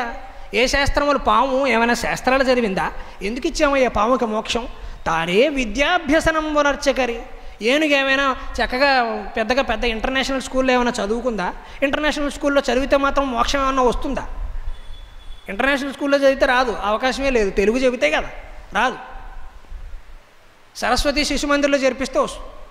అక్కడ చక్కగా మన హిందూ ధర్మానికి సంబంధించిన పాఠాలు చెబుతారు, చక్కటి సాహిత్యం చెబుతారు, ధైర్యంగా ఎలా బ్రతకాలో చెబుతారు. మంచి సంప్రదాయాల సంస్కృతులు ఉన్న పాఠశాలలో జరిపించాలి. అందుకని మరి ఏనుగు ఏ పాఠశాలలో చదివింది? ఎక్కడ విద్యాభ్యాసం చేసింది? ఇంత చేస్తే కన్నప్ప అంటున్నావు. ఏం భక్తుడయ్యా కన్నప్ప? ఏం భక్తుడు? నీ శివలింగానికి పాదస్పర్శ చేయవచ్చునా? అతను చేశాడే. శివలింగానికి మాంసాహారం సమర్పించవచ్చునా? ఆయన సమర్పించాడే. భగవంతుడికి శాకాహారమే పెట్టాలి కదా, మాంసాహారం పెట్టవచ్చునా? ఆయన పెట్టాడే. ఏవేవో అడ్డమైన నీళ్ళని తీసుకొస్తే తాగేవా? నీకు కన్నప్ప ఎక్కువ, సాలెపురుగు ఎక్కువ, పాము ఎక్కువ, ఏనుగు ఎక్కువ? నేనెందుకు కాదయ్యా? నేనేం పాపం చేశాను? బోధావిర్భావ నిదానములు చదువులయ్యా కావు. అంటే మనం 100ల కొద్దీ చదువుతున్న పుస్తకాలు, శివుడు నిజమా, విష్ణువు నిజమా, శైవం గొప్పదా, వైష్ణవం గొప్పదా, బ్రహ్మదేవుడు గొప్పవాడా, ఈ చర్చలు ఉన్నాయే, ఇవన్నీ అక్కర్లేని చర్చలు అని చెబుతున్నాడు దూర్జటి మహాకవి. నువ్వు 100 పుస్తకాలు చదివినా, 4 వేదాలు చదివినా, సమస్త శాస్త్రాలు చదివినా, 18 పురాణాలు చదివినా, ఎన్ని చదివినా కూడా భగవంతుణ్ణి తెలుసుకునే ప్రయత్నం చేయకపోతే నీ జీవితం వ్యర్థం. నీ జీవితం వ్యర్థం, అందులో సందేహము లేదు. భజగోవింద స్తోత్రంలో స్వామివారు ఆది శంకరాచార్యులు వారు జగద్గురువులు అదే చెబుతారు. భజగోవిందం గోవిందం భజ మూఢమతే. ఎందుకయ్యా ఎంతసేపు శాస్త్రాలు, వ్యాకరణ గ్రంథాలను పట్టుకుని కూర్చుంటారు? అంటే మనం చదువుకోవాలి, మన రంగాల్లో మనకి ప్రావీణ్యం ఉండాలి. నేను అధ్యాపకుడిగా నేను పాఠాలు చెబుతున్నాను, కానీ ఎంతసేపు ఆ పాఠాల మీదే దృష్టి పెట్టుకోకూడదు. అది మనం ఉద్యోగం తెచ్చుకున్నాం, కాస్త సంపద కావాలి, దానికోసం చేసుకుంటాం. ఆ వృత్తికి మనం న్యాయం చేస్తాం. ఒక లారీ డ్రైవర్గా ఉన్నాం, మనం జాగ్రత్తగా లారీ తోలాలి, ఇంట్లో మన గురించి భార్యాపిల్లలు ఎదురు చూస్తున్నారు, క్షేమంగా ఇంటికి వెళ్ళాలి. మనం ప్రమాదంగా నడిపితే అవతల వాళ్ళు ప్రమాదానికి గురయ్యే ప్రమాదం ఉంది, మనం జాగ్రత్తగా నడపాలి. ఇది మన కర్తవ్యం. ఇంతవరకు చేస్తే చాలు. కానీ లారీ డ్రైవర్గా ఉండటమే నా జీవితం అనుకోకర్లా, అధ్యాపకుడిగా ఉండటమే నా జీవితం అనుకోకర్లా. భగవంతుణ్ణి తెలుసుకునే ప్రయత్నం చేయాలి. అమాయకత్వానికి భగవంతుడు లొంగుతాడు. నేను 18 పురాణాలు చదివాను, 4 వేదాలు చదివాను, నాకు భగవంతుడు ఎందుకు దొరకడు అంటే ఖచ్చితంగా దొరకడు. ఎందుకు? 18 పురాణాలు చదివావని, 4 వేదాలు చదివావని నీకు అహంకారం పెరిగిపోయి.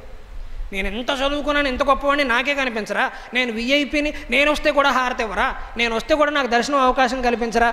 భగవంతుడి దగ్గర ఎప్పుడు దేవాలయంలో ఇటువంటి మాటలు మాట్లాడకూడదండి. భగవంతుడికి హారతి ఏ సమయానికి ఇస్తారో తెలుసుకుని మనం ఆ సమయానికి హారతిని అందుకోవాలి. కానీ మనం వచ్చినప్పుడు హారతి ఇమ్మని అడగకూడదు. అది ధర్మం కాదు. వాళ్ళు ఇస్తే సంతోషం, మనం అడగొద్దు. నేను అంత గొప్పవాడిని నాకు ఇవ్వండి అని అడగకూడదండి. మన అహంకారాలు దేవాలయంలో కాదండి, వాటిని విడిచిపెట్టేయాలి. దేవాలయానికి వచ్చామంటే దేవాలయం బయట కూర్చున్న యాచకుడు ఎంతో, దేవాలయం లోపల ఉన్న కోటీశ్వరుడు కూడా అంతే, ఏమీ తేడా భగవంతుడు. అందుకని మరి ఏ వేదంబు పఠించెలుతా, ఈ కథ చెప్పుకోవాలంటే కృతయుగానికి వెళ్ళిపోవాలి. కృతయుగంలో ఒక సాలెపురుగు పూర్వజన్మలో చేసుకున్న పుణ్యం వల్ల చక్కగా దానికి గొప్ప సంస్కారం అబ్బింది. ఒక సాలెపురుగుకి అంటే మామూలు సాలెపురుగుకి దీనికి ఏమిటి తేడా? మామూలు సాలెపురుగు సినిమా హాల్లో గూడు కడుతుంది, మంచి సాలెపురుగు దేవాలయంలో గూడు కడుతుంది, ఇంతే తేడా. మరి దానికి జన్మ మారే అవకాశం ఉండాలి కదా. సాలెపురుగుకి మోక్షం వచ్చే అవకాశం లేదండి. సాలెపురుగుకి మోక్షం రాదు. ఎక్కడి నుంచి వస్తుంది? సాలెపురుగు మళ్ళీ మానవ జన్మ ఎత్తాలి. మానవ జన్మలో ఆలోచన చేయాలి, జ్ఞానాన్ని సంపాదించాలి, బాగా చదువుకోవాలి, ఆధ్యాత్మిక ప్రపత్తిని పెంచుకునే ప్రయత్నం చేయాలి. అప్పుడు కానీ మోక్షం రాదు. కానీ ఆశ్చర్యకరంగా శ్రీకాళహస్తీశ్వర శతకంలో చెప్పినట్టుగా ఈ 3 జీవులకి స్వామివారు నేరుగా మోక్షాన్ని ఇచ్చేసి, చరిత్రలో నాకు తెలిసి అటువంటి కథలు చాలా తక్కువ. మనం చెప్పుకున్న గజేంద్ర మోక్షణంలో కూడా ఏనుక్కి మోక్షం రాలా, మొసలికి మోక్షం రాలా, ఎవ్వరికి మోక్షాలు రాలేదు. జయ విజయులు 3 అవతారాలు ఎత్తారు. శిశుపాల దంతావక్తుడు, రావణాసురుడు, కుంభకర్ణుడు, ఇలా 3 అవతారాలు ఎత్తారు వాళ్ళు. హిరణ్యాక్షుడు, హిరణ్యకశిపుడు అంత తేలిగ్గా వదిలిపెట్టాల. మరి సాలెపురుగుకి ఎందుకు ఇచ్చారండి? అమాయకత్వం. మనం భగవంతుడు తెలివికి జ్ఞానానికి పోటీకి లొంగుతాడు అనుకుంటాం, దేనికి లొంగడు. అమాయకత్వానికి నిజాయితీకి లొంగుతాడు. ఆ సాలెపురుగుకి పూర్వజన్మ సంస్కారం వల్ల ఏదో చిన్న పుణ్యం చేసుకుంది, ఈ జన్మలో సాలెపురుగుగా పుట్టింది. కానీ విపరీతమైన శివభక్తి. అందుకని ఎక్కడో అడవిలో స్వామివారి లింగం కనబడితే చక్కగా దాని మీద గూడు కట్టేసి. మరి సాలెపురుగు ఏం చేస్తుందండి? చక్కగా పద్మాలు తీసుకొస్తుందా? ప్రొద్దుటూరు జ్యువెలరీ షాపులో బంగారపు ఆభరణాలు చేయించి స్వామివారికి వేస్తుందా? అవకాశం లేదండి. ఏ భక్తుడు ఎలా చేయాలో అలాగే చేస్తాడు. మనం అమ్మవారికి పువ్వులు సమర్పించామని పాము కూడా పువ్వులు సమర్పించాలంటే అలాగా? పాము చెయ్యదు. పాము భగవంతుడి దగ్గర కూర్చుని బుస్ బుస్ బుస్ అంటుంది, శ్రీమాత్రే నమః అనదు. మనలాగే చేయాలనుకోవద్దండి. దాని భావ వ్యక్తీకరణ దానిది. మరి సాలెపురుగు తన భక్తిని ఎలా నిరూపించుకుంటుంది? సాలెపురుగు ఏం చేసిందంటే గూళ్ళు కట్టడం మొదలుపెట్టింది. అంటే ఎండ తగలకుండా, వర్షం పడకుండా స్వామివారి లింగానికి అద్భుతంగా గూడు కడుతుంది. ఎంత అమాయకురాలు! అది అల్లే గూడెంత, వచ్చే వర్షం ఎంత? దానికి భగవంతుడు తెలిసిపోతాడని దానికి తెలియదు. తెలుసో తెలియదో నా ప్రయత్నం నేను చేస్తాను, నా భక్తి నాది, నాదైన అనుభూతి నాదిగాన. ఉడత శ్రీరామచంద్రమూర్తికి సహాయం ఎందుకు చేసింది? అవసరమా? అంతమంది వానరులు అంతంత బండలెత్తిపోస్తూ ఉంటే ఈవిడ బురదలో దొల్లి అటు ఇటు బురదలో దొల్లి ముందు కాస్త నీళ్లలో వెళ్ళి స్నానం చేసింది. శరీరం తడిగా అయితే కాస్త పొడి అంటుకుంటుంది కదా, అటు ఇటు దొర్లింది, కాస్త మట్టి అంటుకుంది, వెళ్ళి అక్కడికి వెళ్ళి ఒళ్ళంతా జలధరిస్తుంటే అంత కింద పడుతోంది. శ్రీరాముడు చూసి మురిసిపోయాడు. 100 మంది వానరుల కంటే ముందు ఉడతను తీసుకుని ఎంత గొప్ప భక్తే నీది అని చక్కగా స్పృశించాడు. అంటే ఎంత అభివ్యక్తి, ఎంత తీవ్రత ఉందనేది ముఖ్యం. కానీ మనం కోట్లు కురిపించామా, 2 రూపాయలు వేసామా అనేది ప్రధానం కాదండి. భక్తిలో నిజాయితీ ఉందా లేదా ఇది ప్రధానం. అందుకని సాలెపురుగు చక్కగా గూళ్ళు కట్టడం మొదలుపెట్టింది. అద్భుతంగా గూళ్ళు కట్టేస్తాం. పక్కపక్కన దేవతా విగ్రహాలు కనబడితే అందరికీ గూళ్ళు కట్టేసింది. శివుడు చూసి అబ్బాయి ఎంత బాగా కట్టిందో గూడు, ఒక్క పురుగు కూడా ఇందులో పడితే తప్పించుకునే అవకాశం లేదు, దీనికి వచ్చిన తెలివితేటలు నాకు రావే అనుకున్నట్టు. ఇంత బాగా గూడు నేనైనా అల్లగనలో లేదో అనుకున్నట్టు. మనం ఎంత అద్భుతంగా మనం ప్రయత్నం చేసినా ఒక పక్షి గూడు అల్లినంత అందంగా మనం ఇంటిని సర్దుకోలేని తెలుసా అండి. నేను ఎప్పుడు మా ఇంటి దగ్గర ఉండే పక్షి గూళ్ళు గమనిస్తాను. ఒక పక్షి సహజంగా అల్లిన గూడు కంటే మన ఇల్లు ఏమాత్రం అందంగా ఉండదండి. చెత్త ఆకులు, చెత్త పొలాలన్నీ తీసుకొచ్చి అందమైన ఉద్యాన వనంలా తయారు చేస్తుంది పక్షి గూడు. దానికి ఎవరు నేర్పించాడండి ఆ తెలివితేటలు? శివుడు సాలెపురుగును చూసి మురిసిపోయాట. అబ్బా ఎంత బాగా వేసింది, ఎంత బాగా అల్లింది, ఎంత బాగుంది అని చెప్పి ఎంత భక్తి కురిపించినప్పుడు భగవంతుడు చేసే పనేంటి? పరీక్ష పెడతాడు. భక్తుడికి భగవంతుడు పెట్టేది పరీక్ష. మొట్టమొదటి కార్యం పరీక్ష.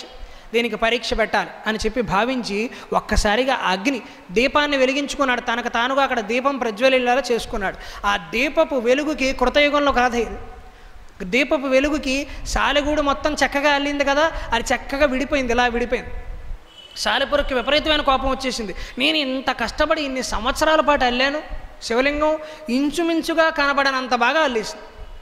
శివలింగం కనబడదేమో అన్నంత బాగా అల్లేసింది.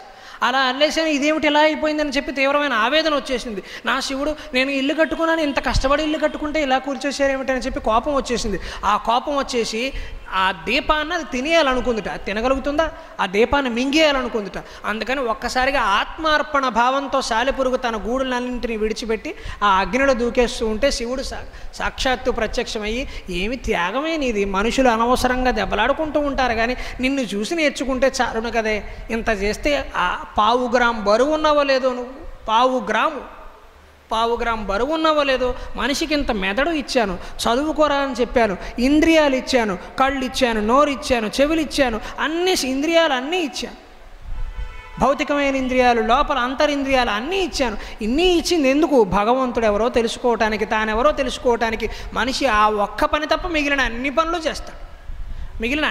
చేస్తాడు. నిన్ను చూసి నేర్చుకుంటే చాలును కదే అని చెప్పి సాలెపురుగుకి మోక్షాన్ని ప్రసాదించాడు స్వామి. తర్వాత కృతయుగం అయిపోయాక త్రేతాయుగం ముగిసే నాటికి, ద్వాపరయుగం మొదలయ్యే నాటికి ఆ ప్రళయకాల సమయంలో ఇంకొక విచిత్రమైన కథ జరిగింది. అదే శివలింగం ఆధారం. అదే శివలింగం దగ్గర ఒక పాము, కాళము అంటే పాము రోజు దానికి కూడా శివభక్తి ఎక్కువ. అందుకని ఆ పాము ఏం చేసిందిట, రోజు అక్కడి నుంచి వచ్చి ఏమిటో శివుడు అభిషేక ప్రియుడు అంటారు, ఈయనేమో బోసిపోయి ఉన్నాడు, ఖాళీగా ఉన్నాడు, ఏమీ కనీసం ఎవరు పాలు పెరుగు వెన్న నెయ్యి ఏమీ పోయటం లేదు, నా దగ్గర అవన్నీ లేవు కదా, నేను ఏం చేయగలను అదే చేస్తాను అని పాము ఆలోచించి చుట్టుపక్కల ఉన్న పువ్వులు నోటితో పట్టుకురాగలిగినవి అవి ఇవి కాస్త పదార్థాలు పట్టుకొచ్చి, ఆకులు, అక్కర్లేని పుల్లలు, ఇష్టం వచ్చినవన్నీ చుట్టుకుంటూ తీసుకొచ్చి శివుడి మీద పడేస్తుంది. మనకు మామూలుగా చూస్తే ఎలా అనిపిస్తుంది, ఏమిటి ఇలా అందవికారంగా తయారు చేశారేమిటి శివుణ్ణి అనుకుంటాం. మానవులు అలంకరించే విధానం అలా ఉంటుంది, పాము అలంకరించే విధానం ఇలా ఉంటుంది. అందుకని పాము అన్నీ పట్టుకొచ్చి శివుడి మీద కప్పేసింది. మొత్తం పైనుంచి కింద దాకా మొత్తం కప్పేసింది. కప్పేటప్పటికి శివుడు చూసేట్టు మురిసిపోయాడు. దీనికి కూడా ఏదో యోగం రాసిపెట్టి ఉందిలే అనుకున్నాడు. కొంతకాలానికి ద్వాపరయుగ ప్రారంభంలో ఇంకొక ఏనుగు వచ్చింది. మామూలు ఏనుగులన్నీ అటు ఇటు తిరుగుతున్నాయి చక్కగా ఆడుకుంటూను. ఈ ఏనుగు మాత్రం శివుడి దగ్గరికి వచ్చి, అబ్బా శివుడు ఎంత అందంగా ఉన్నాడు, కానీ మీద ఈ ఆకులు పొలాలు ఏమిటి అసహ్యంగాను, చక్కగా శివుడిని నేను అందంగా అలంకరిస్తాను అని చెప్పి ఏనుగు తామరతుళ్ళను చాలా ఇష్టపడుతుంది. అక్కడక్కడ సరోవరంలో దొరికే పువ్వులు చక్కగా ఆ తామరతుళ్ళు అవన్నీ తీసుకొచ్చి ఒక్కసారి తొండంతో ఉఫ్ అని ఊదింది. మొత్తం పాము చేసిన డెకరేషన్ మొత్తం వెళ్ళిపోయింది. తొండంతో ఉఫ్ అంది, మొత్తం వెళ్ళిపోయింది. శివుడు ఒక్కడే ఉన్నాడు. ఇంకా అంత గాలికి శివుడు మాత్రమే తట్టుకోగలిగాడు. అందుకని పట్టుకొచ్చి చక్కగా శుభ్రం చేసి ఆ తామరతోళ్లతో ఏనుగు కాస్త సర్దగలదు, పాముతో పోల్చుకుంటే ఏనుగు కాస్త నయం. అందుకని కొంచెం చక్కగా అందంగా సర్ది ఎంత ముద్దుగా ఉన్నాడో మా శివుడు అనుకుని, సరే నేను ఎలాగో ఆహారం అది తీసుకోవాలి కదా అని మళ్ళీ బయలుదేరి ఎటో వెళ్ళి మరుసటి రోజు ఉదయాన్నే మళ్ళీ పాము వచ్చి చూసి, చిచ్చి ఇదేం అలంకరణ అనుకుంటా, అంత అందంగా చేస్తే బాగుండకపోవటమే, పువ్వులు పెట్టింది, తామరతుళ్ళు పెట్టింది, కానీ పాము కథ నచ్చదు అంతే. మన ఇంట్లో చూడండి, భార్యకి ఒకటి నచ్చితే భర్తకు ఒకటి నచ్చదు. చాలా అందంగా ఉందని భార్య అనుకుంటూ ఉంటుంది. భర్త చూసి ఏమిటి ఇలా నీరసంగా ఉన్నావేమిటి అంటాడు. ఆయనకు ఆ చీర నచ్చలేదు, ఏం చేస్తాం, ఆవిడకి విపరీతంగా నచ్చింది. ఒక్కొక్కళ్ళ అభిప్రాయం ఒక్కొక్కలా ఉంటుంది. అంటే ఏనుక్క అలంకరణ నచ్చింది కానీ పాముకు నచ్చలా పాపం. అందుకని పాము చూసి చిచ్చి ఏమిటే ఈ పువ్వులు ఏమిటి, తామరతుళ్ళు ఏమిటి అసహ్యంగాను అని చెప్పి పాము మళ్ళీ తోకతో అన్నీ శుభ్రం చేసేసింది. మళ్ళీ చక్కగా తనకు తోచిన పొలలో ఆకులు అన్నీ శివలింగం మీద విసిరిపారేసింది. వెళ్ళిపోయింది. మళ్ళీ బాగుంది, చాలా బాగుంది, మళ్ళీ వస్తానే అని చెప్పి వెళ్ళిపోయింది. వీళ్ళిద్దరూ ఒకళ్ళు నైట్ షిఫ్ట్, ఒకళ్ళు మార్నింగ్ షిఫ్ట్ శుభ్రంగా శివుడికి అలంకరణ చేస్తున్నారు. స్వామివారు అన్నీ చూస్తూ నవ్వుకుంటున్నారు. అవునా, నీ అలంకరణ బాగుందా, వాడు చేసింది బాగులేదా, భక్తులు అందరిలాగే చేస్తున్నావు. మానవ భక్తులు కూడా ఇలాగే ఉంటారు. మానవ భక్తులు ఏం చేస్తారు, ఒకడు 5 రూపాయల పళ్ళెంలో వేయగానే వాడే 5 రూపాయలు వేసాడంటే నేను తక్కువ, నేను 2000 వేస్తా అని చెప్పి వేస్తాడు. పోటీ రజోగుణం, సత్వగుణం, రజోగుణం, తమోగుణం, మనుషులకు మధ్యలో పోటీ ఏం పడక్కర్లా. స్వామివారు ఆ రూపాయి బిళ్ళనే చూడడు, నువ్వు వేసిన 2000 నోటుని చూడ్డు. స్వామివారు ఏం చూస్తారు? నువ్వు దేవాలయానికి వచ్చి నీ మనస్సును సమర్పించావా లేదో చూస్తా. గభీరే కాసారే విశతి విజనే ఘోర విపినే విశాలే శైలే చ భ్రమతి కుసుమార్ధం జడమతి సమర్ప్యైకం చేతస్సరసిజముమానాథ భవతే కమస్తే దాస్యోహం భవతి భవదర్థం మమ మనః. ఈ భక్తుడు కొండలు తిరుగుతాడు, కోనలు తిరుగుతాడు, ఆ పువ్వులు అంటాడు, ఈ పువ్వులు అంటాడు, అన్నీ తీసుకొస్తాడు. దేవాలయానికి ఎంత పళ్ళెం నిండా అర్చన సామాన్లు తీసుకొస్తాడు, కానీ తన మనస్సు అనే పద్మాన్ని నా పాదాల దగ్గర పెట్టడం మర్చిపోతూ ఉంటాడు అంటాడు ఆదిశంకరాచార్యులు వారి శివానంద లహరి స్తోత్రం. అన్నీ తీసుకొస్తామండి మనం. భగవంతుడు ఆభరణానికి కొబ్బరికాయలు అన్నీ పట్టుకొస్తాం. అన్నీ పట్టుకొచ్చి అన్నీ కొట్టేసి మనం మాత్రం ఎక్కడో ఆలోచిస్తూ ఉంటాం దేవుడి గురించి ఆలోచించి. అంటే భగవంతుడికి కావాల్సింది కొబ్బరికాయలు ఇవి కాదండి, మన మనస్సు. దేవాలయానికి వచ్చావు, మనస్సు అక్కడ ఉందా లేదా, మనస్సు అక్కడ ఉందా లేదా. ఇంకా కూడా ఇంట్లో విషయాలు ఆలోచిస్తున్నావైతే దేవాలయానికి రావటం అనవసరం. ఇక్కడికి వచ్చి నువ్వు సమర్పించాల్సింది పువ్వులు, కాయలు, పళ్ళు కాదు. సమర్పించొద్దనడం నా ఉద్దేశం కాదండి, అది కర్మ మార్గం. అసలే దేవాలయానికి రానివాడు అవన్నీ సమర్పించాలి, అది అభ్యాసం చేస్తూ ఉండాలి. అంటే మనం ఇప్పుడు ఒక 20 సార్లు మనం దేవాలయానికి అవన్నీ పట్టుకొచ్చాం, 21వ మనకు అనిపించాలి. అంటే కొబ్బరికాయ లేకపోతే నన్ను కరుణించవా, అగరబత్తులు ఇవ్వకపోతే కరుణించవా, కర్పూరం మర్చిపోయాను కరుణించవా. ఈ చనువు పెరగాలి భగవంతుడికి, భక్తుడికి ఈ చనువు పెరగాలి. వస్తువులు ప్రధానం కాదు. నా దగ్గర ఏమీ లేవయ్యా, నీకేమేమంటావు, ఏమీ లేవు కాబట్టి నీ దేవాలయానికి వచ్చాను. నువ్వే ఏమైనా ఇలా అడిగితే భగవంతుడు నువ్వురా అసలైన భక్తుడు అంటే కూర్చో అంట. ఈ చనువు కావాలి భగవంతుడికి, ఈ నిష్కల్మషత్వం కావాలి, ఈ ప్రేమ కావాలి భగవంతుడికి. ఆర్భాటాలు, హంగులు కాదండి. కానీ ధనికులు, డబ్బులు ఉన్నవాళ్ళు, బాగా కోటీశ్వరులుగా పెరిగిన వాళ్ళు ఆకులు అలమలు తీసుకొస్తే భగవంతుడు ఒప్పుకోడండి. వాళ్ళు ఖచ్చితంగా వజ్రపు కిరీటం పెట్టాల్సింది. మరి నీకు ఇచ్చిన డబ్బులు ఎక్కువ కదా, నీకు ఇచ్చిన డబ్బులు భగవంతుడు ఇచ్చినవి ఎక్కువ. ఈ యాచకుడికి అంత ఇవ్వలేదు. యాచకుడు 1 రూపాయి వేస్తాడు, కోటీశ్వరుడు వజ్రపు కిరీటం పెడతాడు. దానికే ఉంది, ఎవరి ప్రేమ వారిది. భగవంతుడు ఇద్దరినీ సమానంగా కరుణిస్తాడు, ఎవరిది లోపం లేదు. సంపద రావటం నేరమేం కాదు, సంపద వస్తుంది, తప్పేం కాదు. కానీ దాన్ని జాగ్రత్తగా ధర్మ మార్గంలో తెచ్చుకోవాలి. తెచ్చుకున్న దాని మీద విపరీతమైన వ్యామోహాన్ని పెంచుకోకూడదు, అప్పుడు సంపద నిలుస్తుంది. అందుకని ఈ రెండు ఒకదానికొకటి ఇలా దెబ్బలాడుకుంటూ ఉంటే భగవంతుడు చూసి మురిసిపోతున్నాడు. మీరు కూడా మానవుల్లాగే ఉన్నారు, భలే దెబ్బలాడుకుంటున్నారే, పోన్లే బాగుంది. పొద్దున ఒక రకమైన అలంకరణ, సాయంత్రం ఒక రకమైన అలంకరణ. ఈ అడవిలో నన్ను పట్టించుకునే మనిషి లేడు, కనీసం మీరైనా పట్టించుకుంటున్నారని సంతోషపడ్డారు. చూసి చూసి చూసి ఇద్దరికి అనుమానం మొదలై 4-5 రోజులు అయిపోయాక ఏనుక్కి ఎదెక్కడ సంత, రోజు నేను పెడుతుంటే ఎవరో వచ్చి చెడగొట్టేస్తున్నారు. అసలు నేను వెనకాల దాక్కునైనా సరే ఏనుగు దాక్కోవటం అనేది జరగని పని, కానీ మామూలుగా ఎక్కడైనా ఉండే సరే నేను కనుక్కుంటా ఇది ఎవరో అనుకో. పాము కూడా ఒకరోజు వచ్చి ఎవరో తేల్చేయాల్సిందే, నాకు భగవంతుడు విషం ఎందుకు ఇచ్చాడు అంటే ఈ ఇబ్బంది పెడుతున్న వాడిని కాటేయటం కోసమేనేమో అని చెప్పి ఎంత ఆవేదన పెంచేసుకుంది. ఈ పాము ఇంటికి వెళ్ళాక భగవంతుడికంతా అర్చన చేసింది కదా, తనకి ఇష్టమైన ఆకులు అలమలు పట్టుకొచ్చింది కదా, కానీ ఇంటికి వెళ్ళి ప్రశాంతంగా నిద్రపోలేకపోతాం. ఎందుకు ఇంటికి వెళ్ళి నిద్రపోలేకపోతుంది? కాశీఖండంలో శ్రీనాథుడు చెబుతాడు, కంట కొడొకండు తనంతటి వాడు శాస్త్రవోడొకండు కలిగిన. మనిషికి నిద్ర పట్టదు, మనిషికి నిద్ర పట్టదు, సుఖాలు రుచించవు. మనసులో శత్రువు అనేవాడు ఒకటి చేరాడంటే మనకి ఇష్టమైన పదార్థం కూడా రుచి లేనట్టుగా అనిపిస్తుంది. భార్య నవ్వుతూ పలకరిస్తే శాడిస్ట్లాగా అనిపిస్తుంది, పిచ్చి పిచ్చిగా అనిపిస్తుంది. ఎందుకు? లోపల ఒక శత్రువు పెరిగిపోయాడు. వాడు అంతు చూడాలి, వాడు అంతు చూడాలి. వాడిని చూసేదాకా పర్వానమా బాగులేదు, ఇది సేమియా పాయసం బాగులేదు అంటే ఈ రెండు ఇష్టమైనవే, నేను బాగా తిన్నాడు. కానీ ఈరోజు శత్రువు పేర్కొన్నాడు మనస్సులో. ఆ శత్రుభావంతో ఆ రోజు రాత్రి పాము కానీ ఏనుగు కానీ ధైర్యంగా పడుకోలేకపోయి నిద్ర పట్టట్లా, ఎడు తిరిగినా నిద్ర పట్టట్లా, ఆహారం తీసుకోవట్లా. పొద్దున్నే రెండు కూడా ఒకదాని మీద ఒకటి రెక్కి నిర్వహించడానికి పొద్దున్నే వచ్చేసి చూస్తే ఆహా రోజు నా అలంకరణ చెరగొడుతుంది ఈ పాము అన్నమాట అని చెప్పి ఏనుగుకు ఆగ్రహం వచ్చింది, పాముకు ఆగ్రహం వచ్చింది. పాము ఏం చేసింది? నా ప్రాణం పోయినా పర్వాలా, ఈ ఏనుగు సంగతి ఏంటో చూడాలి, నా శివుణ్ణి నాకు కాకుండా చేస్తుందా, ఈయన అచ్చంగా నాకే సొంతం, ఇంకెవరు దీన్ని ముట్టుకోవటానికి వీల్లేదు అని చెప్పి పాము ఏనుగు తొండంలో దూరిపోయి ఊపిరాడకుండా చేసింది. ఇంకా అంతకు తప్ప వేరే ఆప్షన్ లేదు ఏనుగు దగ్గర ఇంకేం చేసినా ఎడంకాలతో తొక్కేస్తుంది. అందుకని ఏం చేసింది? పాము తొండంలో దూరిపోయి ఏనుగు ఊపిరాడినట్టు అయిపోయింది. ఇంకేం చేస్తుంది? అది మాత్రం ఆ తొండానికేసి చెట్టును కొట్టింది. ఎవరికి బాధ? తనకే బాధ.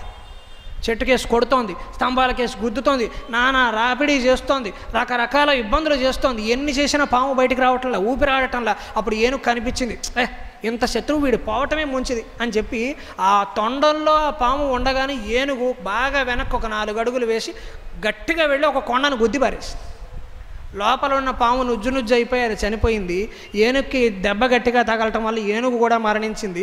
శివుడు చక్కగా చిద్విలాసం చిందుస్తూ నవ్వుతూ బయటకు వచ్చి, ఏం భక్తులరా మీరు ఇలా దెబ్బలాడుకుంటున్నారు, నేనంటే ఎంత ఇష్టమైతే మాత్రం పక్క భక్తుడిని ఏమాత్రం క్షమించరా, వాడికి కూడా నమస్కారం పెట్టుకునే అవకాశం ఇవ్వండిరా, నువ్వు 300 భక్తుడు అయితే వాడు నేలదారిలో వచ్చిన భక్తుడు, వాడు భక్తుడే, నువ్వు కూడా భక్తుడివే, ఇలా దెబ్బలాడుకుంటే ఎలాగరా అని చెప్పి ఇద్దరిని లాలించి, కానీ మీ ఇద్దరి దెబ్బలాటలో కూడా నా మీద ప్రేమే నాకు కనిపించింది, ఇంకేం కనిపించలా, మీకు నేను కావాలి కదా, మీ ఇద్దరికి మోక్షాన్ని ఇస్తున్నాను. ఏ వేదంబు పఠించెలూత భుజగంబే శాస్త్రముల్ చూచే తానే విద్యాభ్యసనం పునర్చకరి చెంచే మంత్రమూహించే బోధా విర్భావ నిదానముల్ చదువులయ్యా కావు నీ పాద సంసేవా శక్తియే కాక జంతు తతికిన్ శ్రీకాళహస్తీశ్వర. 4వ కథే తిన్నాడు కన్నప్ప. మార్గావర్తిత పాదుకా పశుపతే రంగస్య కూర్చాయతే కించిద్భక్షిత మాంసశేష కబలం నవ్యోపహారాయతే కండూశంభు నిషేచనం పురరిపోర్దివ్యాభిషేకాయతే భక్తి కిం న కరోత్యహో భవనచరో భక్తావతంసాయతే. శివానందలహరి స్తోత్రంలో చెప్పినట్టుగా కన్నప్ప భక్తి అంటే ఈ నా మూడు జీవుల్లోనూ అమాయకత్వం చూశారు కూడా, కన్నప్పలో కూడా అదే అమాయకత్వాన్ని చూస్తారు. వెడుతూ అదే శివలింగానికి ఒక అంత మట్టి పట్టేసింది అంటే దేంతో తుడవాలో కూడా తెలియని కన్నప్ప పాదరక్షలను తీసి శుభ్రం చేస్తాడండి శివుణ్ణి. మనం అలా ఆలోచన చేయగలమా? కనీసం మనం తెలిసి చేస్తాం, అందుకే మనం చేసేది తప్పు. కన్నప్ప తెలియక చేశాడు, అందుకని ఆయన చేసింది తప్పుగా. కన్నప్పకి అది చెప్పని, అది వాడకూడదని తెలియదు. ఆయన మనస్సులో ఉన్న ఒకే ఒక భావన ఏమిటి అంటే శివుడు శుభ్రంగా లేడు, అంతే. మరి సాలిపురుగు చేసినట్టు, పాము చేసినట్టు, ఏనుగు చేసినట్టు అలాగే చేయటానికి అవకాశం లేదు. ఈయన మానవుడు, వాళ్ళకంటే కాస్త తెలివైనవాడు, అందుకని ఏం చేశాడు? కానీ తెలివైనవాడా అంటే పూర్తిగా ఈ కాలపు నాగరికపు ప్రపంచంలో పెరిగినవాడు కాదు. అందుకని చెప్పు వాడకూడదని, శివలింగానికి పాదాన్ని తాకించకూడదని అతనికి తెలియదు.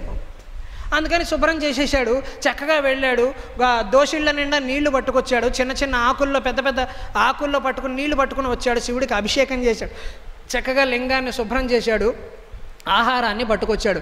ఆశ్చర్యపోతారండి, చెబుతారు. కండూషాంబు నిషేచనం పురరిపోర్ దివ్యాభిషేకాయ.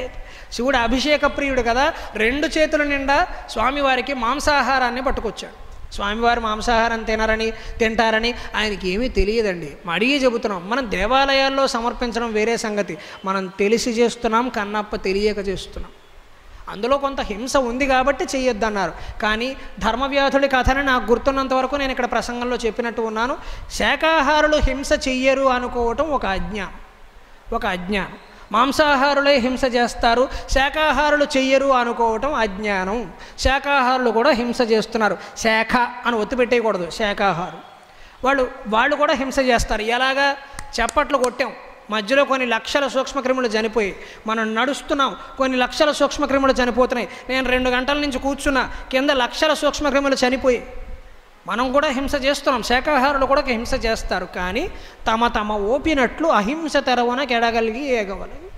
వీలైనంత హింస తగ్గించే ప్రయత్నం చేయాలి. వీలైనంత మనకి మంచిది, జంతువులకు కూడా మంచిది. పట్టుదలగా తినేయకూడదు. వారం అంతా తినేయొద్దు. మంగళవారం, శుక్రవారం, శనివారం ఏవో పెట్టుకుని ఓ 3 రోజులు మానేస్తే జంతువులు కూడా కాస్త పెరుగుతాయి, బయోలాజికల్ సైకిల్ నిలబడుతుంది. అందుకని మనిషి అన్నింటినీ ఎప్పుడు ఆధిపత్యం చూపించే ప్రయత్నం చేయొద్దు. అందుకని శాకాహారులు కూడా హింస చేస్తారు. తగ్గించుకునే ప్రయత్నం చేయాలి. చప్పట్లు కొట్టకుండా ఉండలేంగా, నడవకుండా ఉండలేంగా, కూర్చోకుండా ఉండలేంగా, తప్పనిసరివి కానివ్వండి. వీలైనంత ప్రయత్నం చేయండి. వీలైనంత మనకి తల్లిదండ్రుల నుంచి వచ్చింది కాబట్టి పర్వాలేదు, నెమ్మదిగా ప్రయత్నం చేయొచ్చు. కన్నప్పకు ఆ విషయాలు తెలియవు కాబట్టి అతను 2 చేతుల నిండా మాంసాహారాన్ని పట్టుకువచ్చాడు. 2 చేతుల్లోనూ మాంసాహారం పట్టుకొచ్చినప్పుడు స్వామివారి విగ్రహం అశుభ్రంగా కనిపించింది. అయ్యో ఎలాగా అని చెప్పి నోటి నిండా నీళ్లు నింపుకున్నాడు. ఆ నింపుకున్న నీళ్లతోనే స్వామివారికి అభిషేకం చేశాడండి అమాయకుడు కన్నప్ప. ఆ నింపుకున్న నీళ్లతో స్వామివారికి అభిషేకం చేశాడు. అలా మనం ఎవరో చెయ్యకూడదు. మనం తెలిసి చేస్తున్నాం, కన్నప్ప తెలియక చేస్తున్నాం. ఇటువంటి తెలియని అమాయకత్వాన్ని భగవంతుడు కరుణిస్తాడు. తెలియని అమాయకత్వాన్ని అంటే సాలెపురుగులోను, ఏనుగులోను, పాములోను, కన్నప్పలోను మనకి అందరిలోనూ కనబడుతున్న సమాన గుణం ఏమిటి అంటే అమాయకత్వం.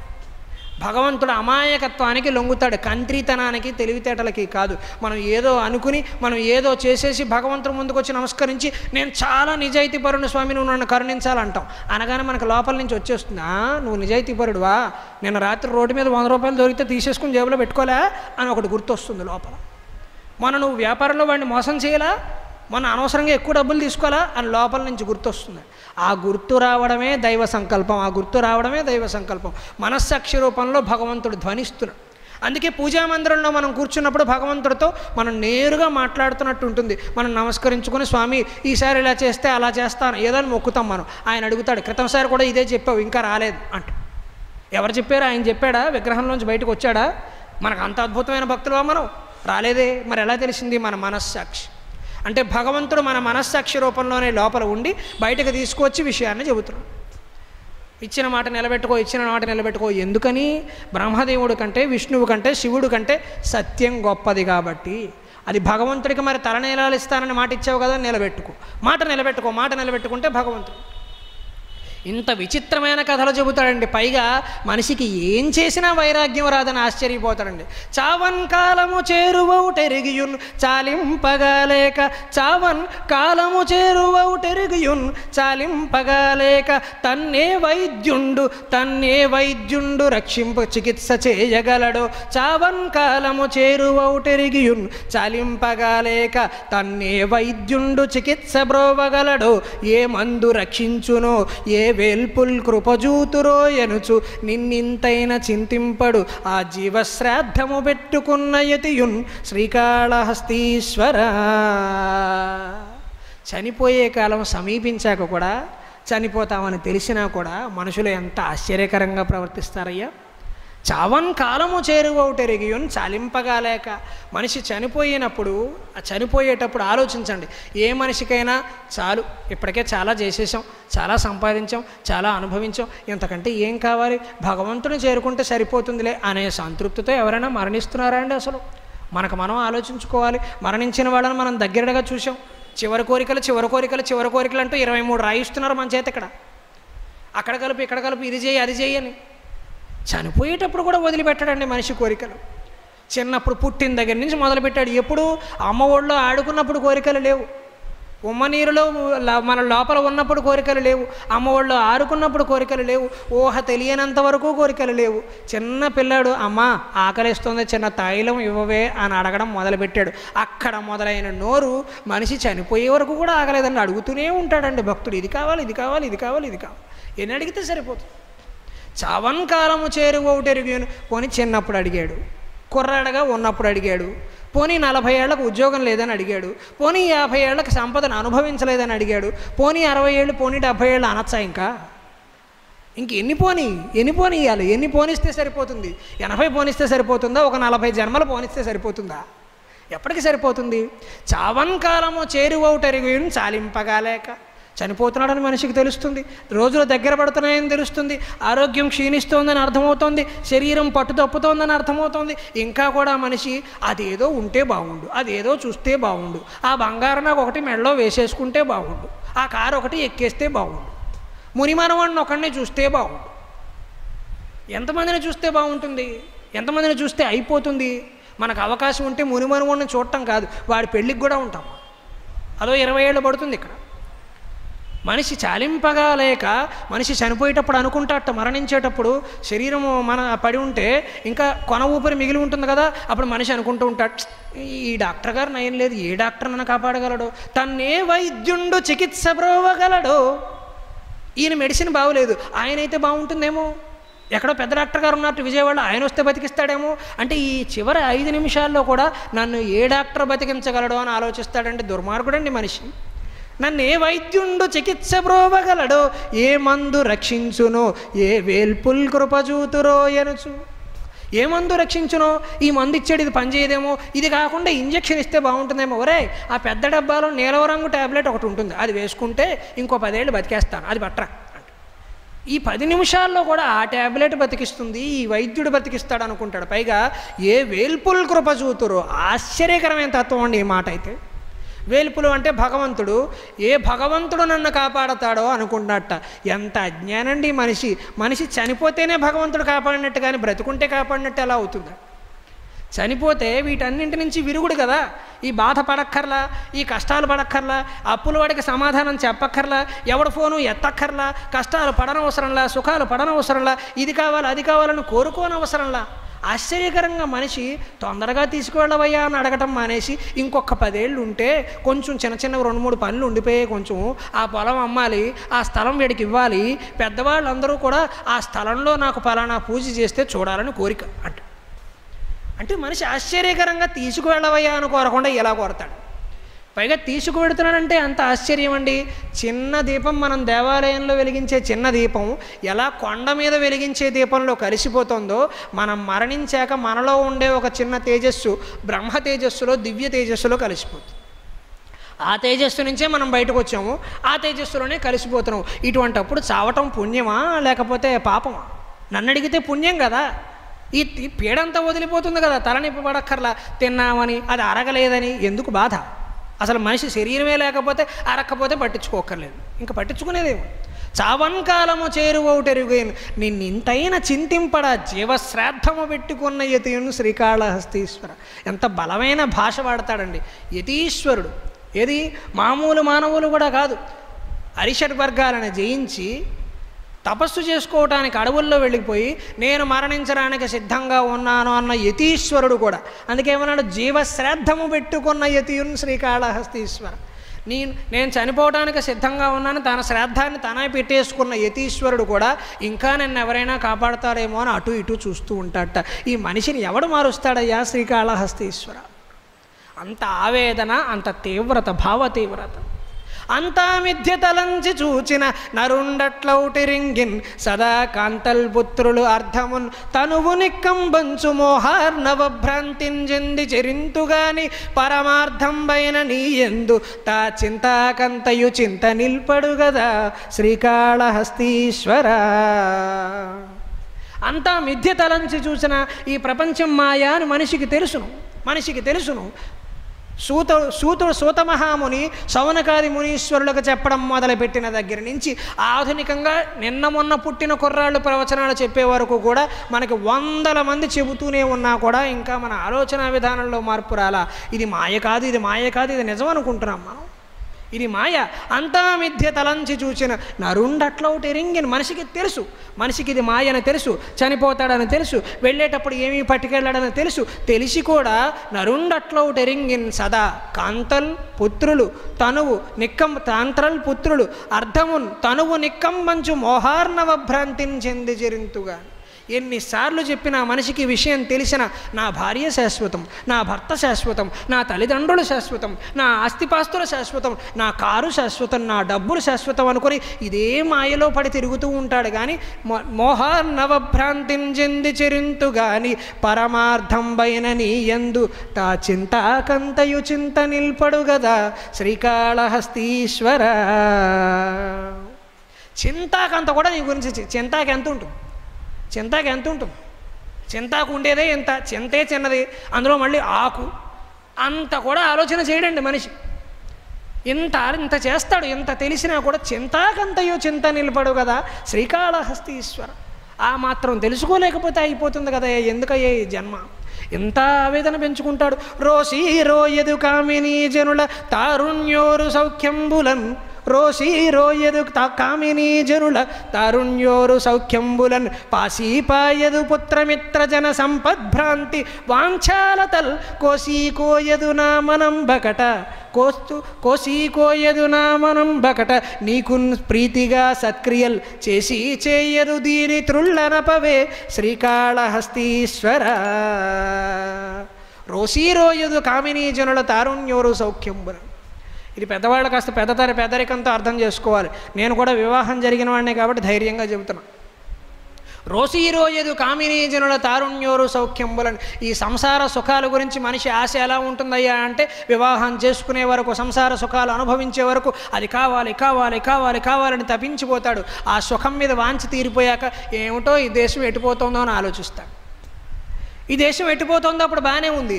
మళ్ళీ 2-3 రోజులు అయిపోయేటప్పటికి మళ్ళీ కామినీ జనుల సౌఖ్యం, భర్తకి భార్య, భార్యకి భర్త కావాలి. మళ్ళీ మొన్నే దేశం ఎట్టిపోతుంది అన్నావు, వైరాగ్యం అన్నావు, భగవంతుడు అన్నావు, మళ్ళీ సంతానం అనే మార్గంలో పడ్డావు. రోషీరోయదు కామినీ జనుల తారుణ్యోరు సౌఖ్యం బులని. వదిలేస్తున్నాం అనుకుంటేనే వదలవండి. మనం వదిలేస్తున్నాం అనుకుంటాం కానీ వదలం. ఆ నిమిషం వదులుతామంటే మళ్ళీ పట్టుకుంటాం.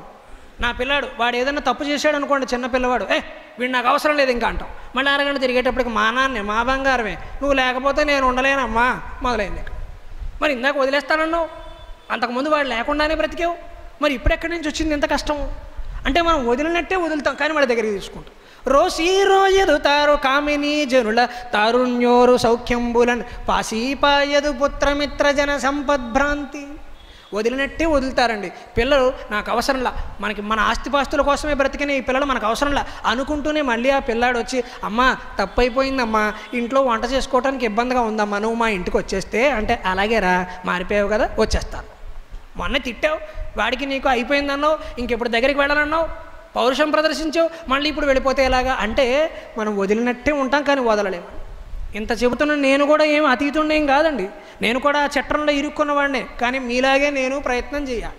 సాహిత్యం చదువుకుంటున్నాం, ప్రయత్నం చేయాలి, ప్రయత్నం మానేయొద్దు. వదులుతాం, ఎప్పటికి వదలాలో వదులుతాం. కానీ ఇది విషయం అని తెలిసినప్పుడు వాంఛ పెంచుకోవద్దు. నేను భర్తని, భార్యని నేను ఎంత బాగా చూసుకోవాలో చూసుకోవాలి. అది కర్తవ్యం, అది ధర్మం, అది చేస్తాం. అధ్యాపకుడిగా మన కర్తవ్యం మనం చేయాలి. కానీ ఈ భార్య శాశ్వతం, ఈమె లేకపోతే నేను ఉండలేను, ఈ డబ్బులు శాశ్వతం, ఇవి లేకపోతే నేను ఉండలేను, ఈ వృత్తి లేకపోతే నేను ఉండలేను, నేను ప్రవచనం చెప్పకుండా ఉండలేను, అది బలహీనత. చెప్పకపోతే మానే. ప్రవచనం చెప్పలేకపోతే ఈ పద్యాలు చదువుకోవడం నుంచి నన్ను ఎవరు ఆపుతారండి? నన్ను ప్రవచనాలు చెప్పకుండా ఆపగలరు, కానీ ఇంట్లో నేను దాశరథి శతకాన్ని, కాళహస్తీశ్వర శతకాన్ని నేను చదవడాన్ని మీరు ఆపగలరా? నేను చదివి సంతోషపడ్డాన్ని మీరు ఆపగలరా? ఆపలేరు కదా. ఆ ధైర్యం మనిషికి కావాలండి, ఆ ధైర్యం మనిషికి కావాలి, ఆ వైరాగ్యం కావాలి. పాశీపాయదు పుత్రమిత్ర జన సంపద్భ్రాంతి వాంఛాలతల్ కోయదు నా మనంబకట. కోరికలను వదిలించుకున్నట్టే ఉంటుందండి. అంటే లతలు మనం చక్కగా ఒక మొక్కకి పువ్వులు తీసేటప్పుడు మనం ఎంత జాగ్రత్తగా తీస్తాం, తొడిమలు పట్టు, అలాగే మనం కూడా కోరికలనే తీగ నుంచి చక్కగా ఒక్కొక్క కోరిక తీస్తూ ఉంటాం. ఇంక నేను ముట్టుకోనిలే, ఇంక ఈ ఒక్క కోరికే, ఇది ఒక్కటి అయిపోతే ఇంక అడగను, అమ్మ ఇదే చివరి కోరిక అమ్మ, ఇంకొకటి అడగనమ్మా, ఈ ఒక్కటి తీర్చేస్తే అని అడుగుతూనే ఉంటాం. వాంఛాలతల్ కోయదు నా మనంబకట. నీకున్ ప్రీతిగా సత్క్రియలు చేయదు దీని త్రుళ్ళ అనపవే శ్రీకాళహస్తీశ్వర. భగవంతుడికి సేవ చేసినట్టే ఉంటామండి, కానీ చేయటం మానేస్తాం. ఎప్పుడు చేస్తాం? కష్టాలు వచ్చినప్పుడు విపరీతంగా చేసేస్తూ ఉంటాం. సుఖాలు వచ్చినప్పుడు ఒక్కసారి ఓం నమ శివాయ అన్న చాలట కదా అంట. మొన్న అనలేదు కష్టం వచ్చినప్పుడు, అప్పుడేమో లలిత సహస్రనామాలు మొత్తం చదివారా, విష్ణు సహస్రనామాలు మొత్తం చదివారా, ఇప్పుడు సుఖం వచ్చాక శ్రీరామ అని ఒక్కసారి అంటే చాలు కదా. అంటే అలాగా మరి షార్ట్ కట్ ఇప్పుడు ఎందుకు వచ్చింది, అప్పుడు లేదు కదా. అంటే మనుషులకు ఆ తీవ్రత పెరిగిపోతుంది. తేడా సంపదలు ఉన్నప్పుడు ఒకలా, లేనప్పుడు ఒకలా. అందుకని పట్టుకున్నట్టే ఉంటుంది, వదిలేస్తూ ఉంటుంది, పట్టుకున్నట్టే ఉంటుంది, వదిలేస్తూ ఉంటుంది. మరొక ఆశ్చర్యకరమైన తత్వం చెబుతాడండి. ఉన్న చోటనే భగవంతుని తెలుసుకో, ఎక్కడికి వెళ్ళక్కర్లా. కేదారాది సమస్త తీర్థములు కోర్కెన్ చూడబో నేటికిన్, కేదారాది సమస్త తీర్థములు కోర్కెన్ చూడగా నేటికిన్, కాదాముంగిలి వారణాసి కడుపే కైలాసము, కాదాముంగిలి వారణాసి కడుపే కైలాస శైలంబు. కేదారాది సమస్త తీర్థములు కోర్కెన్ చూడబో నేటికిన్, కాదాముంగిలి వారణాసి కడుపే కైలాస శైలంబు. ఎక్కడెక్కడికో మనిషి ఎందుకు పరిగెడతాడండి? కేదారాది సమస్త తీర్థములు కోర్కెన్ చూడబో నేటికిన్. ఎక్కడికో వెళ్ళాలని కేదార్నాథ్, బద్రీనాథ్ రకరకాల యాత్రలు చేస్తాడు. కానీ మనిషికి తెలియని ఆశ్చర్యకరమైన విషయం ఏంటంటే, దేహో దేవాలయ ప్రోక్త జీవో దేవ సనాతన త్యజేర్ అజ్ఞాన నిర్మాల్యం సోహంభావేన పూజయేత్. భగవంతుడు అనేవాడు ఎక్కడ లేడు, నీ దేహమే దేవాలయము. ఆ దేవాలయంలోనే భగవంతుడు ఉన్నాడు. ఎక్కడ ఉంటాడండి? దేవాలయం ఏమైనా విచిత్రంగా నిర్మించారా? ఆగమ శాస్త్రాలను మీరు గమనిస్తే కనుక దేవాలయం కూడా మన శరీర నిర్మాణం ప్రకారమే జరిగింది. శరీరంలో షట్చక్రాలు ఉన్నాయి కదా, మూలాధారం, స్వాధిష్టానం, మణిపూరం, అనాహత చక్రం, విశుద్ధ చక్రం, ఆజ్ఞాచక్రం. ఈ 6 మనిషి భేదించగలిగితే తపశ్శక్తి ద్వారా మనిషి సాధించేది సహస్రారం. ఈ 6 చక్రాల ఆధారంగానే దేవాలయ నిర్మాణం జరిగింది. సరిగ్గా మూల ధ్వజస్తంభం ఎక్కడ ఉంటుందో మనం గమనిస్తే ఆ ధ్వజస్తంభం ఉండే చోట మనిషి విరాట్ పరుషుడి రూపంలో ఇలా పడుకుంటే ఎలా ఉంటుందో ఒకసారి ఊహ చేయండి. అంటే అమ్మవారు ఉన్న చోట మన నుదురు ఉంటుంది, అమ్మవారు ఉన్న చోట అలా ఒక వ్యక్తి పడుకున్నాడు అనుకోండి, సరిగ్గా మూలాధార చక్రం దగ్గర ధ్వజస్తంభం ఉంటుంది. కొంచెం ముందుకు వస్తే బలిపీఠం కనబడుతుంది, చిన్న ఎత్తు ఒకటి బలిపీఠం కనబడుతుంది, అదే స్వాధిష్టాన చక్రం. ఇంకొంచెం ముందుకు వస్తే ఒక మండపం ఏర్పడుతుంది, అది మణిపూర చక్రం. గుడి గంట కొడతాం, అది అనాహత చక్రం. దేవాలయ గర్భద్వారానికి దేవాలయ బయట ప్రాంగణానికి మధ్యలో ఒక సన్నని దారి ఉంటుంది, అదే విశుద్ధ చక్రం. లోపలికి వెళ్ళాక అమ్మవారి రూపం అయితే అమ్మవారు, స్వామివారి రూపం అయితే స్వామివారు, అది ఆజ్ఞా చక్రం. అంటే అక్కడి నుంచి ఇక్కడికి మనం 100 సార్లు వచ్చి భౌతికమైన అభ్యాసం చేసేసాం, కానీ మానసికంగా అభ్యాసం చేయటం మర్చిపోతాం. చిన్నపిల్లలు ఇంపోజిషన్ రాసినట్టుగా మనం దేవాలయానికి వస్తూనే ఉన్నాం, కానీ అసలైన తత్వాన్ని అర్థం చేసుకోవాలా. ఇప్పుడు మన శరీర నిర్మాణాన్ని గమనించండి. సరిగ్గా అనాహత చక్రం ఇక్కడ ఉంటుంది, మూలాధారం, స్వాధిష్టానం, మణిపూరం, అనాహత చక్రం. ఇది దేవాలయ మందిరంగా భావించండి. ఇది ప్రధానమైన ప్రాంగణం, అంటే పెద్ద హాల్ లాంటిది. ఇప్పుడు మనం చూస్తున్నది అదే. ఇక్కడికి వెళ్ళాక గర్భద్వారం దగ్గరికి వెళ్ళేటప్పటికి అది సన్నగా అయిపోతుంది దారి. ఈ మందిరం ఉన్నంత పెద్దగా ద్వారం ఉండదు చూడండి, కావాలంటే సన్నగా ఉంటుంది మార్గం. ఇది విశుద్ధ చక్రం. విశుద్ధ చక్రం ఏం చేస్తుంది? శుద్ధి చేస్తుంది. శుద్ధి అంటే ఏంటి? ఫిల్టర్ చేయటం. ఏం ఫిల్టర్ చేస్తుంది? చెడు ఆలోచనలు బయటకు ఫిల్టర్ చేసి మంచి ఆలోచనలు లోపలికి పంపిస్తుంది, అది విశుద్ధ చక్రం. లోపలికి వెళ్ళాక ఆజ్ఞాచక్రంలో ఉన్న స్వామివారిని కానీ అమ్మవారిని కానీ మనం దర్శనం చేసుకుంటూ ఉన్నాం. అంటే 100 సార్లు దేవాలయానికి రావడం ద్వారా మనం అభ్యాసం చేస్తున్నాం. దేవాలయానికి రావటం అనేది ఒక ఎక్సర్సైజ్, అది మనం బయట చేస్తున్నాం, కానీ శరీరం లోపల చేయటం మర్చిపోతాం.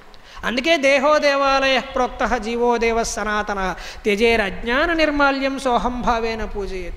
దేవాలయంలో శివుడికి అభిషేకం చేసేటప్పుడు మీరు ఇవాళ అర్చకుల్ని గమనించండి. రేపు పొద్దున్న ఆయన అర్చకులు ఆ శివుడి దగ్గరికి వచ్చేటప్పటికి నిన్న ఏర్పాటు చేసిన పువ్వులు అలంకరణ అంతా కూడా శుభ్రం చేస్తారా? చెయ్యరా? శుభ్రం చేస్తారు, మళ్ళీ అభిషేకం చేస్తారు, మళ్ళీ కొత్తగా పువ్వులు అలంకరిస్తారు. అలా దేవాలయంలో ఎలా అయితే మనం మాలిన్యాన్ని శుభ్రం చేసి మళ్ళీ కొత్తగా అలంకరణ చేస్తున్నామో, నీ మనస్సులో కూడా నువ్వు మాలిన్యాన్ని తొలగించి నామస్మరణ అనే కొత్త అలంకరణని ప్రారంభించు అని చెబుతున్నారు. మాలిన్యాన్ని తొలగించాలి. మాలిన్యాన్ని ఎలా తొలగించాలి?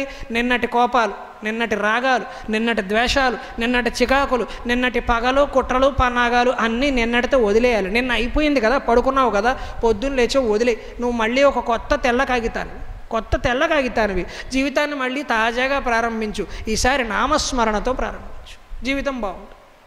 అందుకని కేదారాది సమస్త తీర్థములు కోర్కెం చూడబోనేటికి. ఎన్ని తీర్థాలు తిరిగినా, ఎన్ని ప్రాంతాలు తిరిగినా నీ మనస్సులోనే భగవంతుడు ఉన్నాడు అని నువ్వు తెలుసుకుని తీరాలి. 100 యాత్రలు చేసుకున్నా కూడా నువ్వు ఆ విషయం తెలుసుకునే అవకాశం లేదు. యాత్రలు చెయ్యొద్దనడం నా ఉద్దేశం కాదు. 1, 2 మనకి అవకాశం ఉన్నప్పుడు మనం యాత్రలు చెయ్యవచ్చును, కానీ యాత్రే పరమార్థం అనుకోవద్దు. మనస్సు బాగులేదు, ఒక దేవాలయానికి వెడితే మంచిది, అదొక యాత్ర, వెళ్ళండి, భగవంతుని దర్శనం చేసుకోండి. కానీ ఇంటికి వచ్చాక భగవంతుడు ఆ క్షేత్రంలోనే ఉన్నాడు, ఇంకెక్కడా లేడు అనుకోవద్దండి. భగవంతుడు సర్వాంతర్యామి, అన్ని చోట్ల నిండి ఉన్నాడు. దేవాలయంలో ఉన్నాడు, నీ పూజ మందిరంలో ఉన్నాడు, నీ మనస్సులో కూడా ఉన్నాడు. నువ్వు ప్రతిష్ఠ చేయగలిగితే భగవంతుడు ఇక్కడే కనబడతాడు. భగవంతుడు ఎక్కడ ఉంటాడు? యోగి హృదయానగమ్యం శాంతాగారం భుజగసేనం.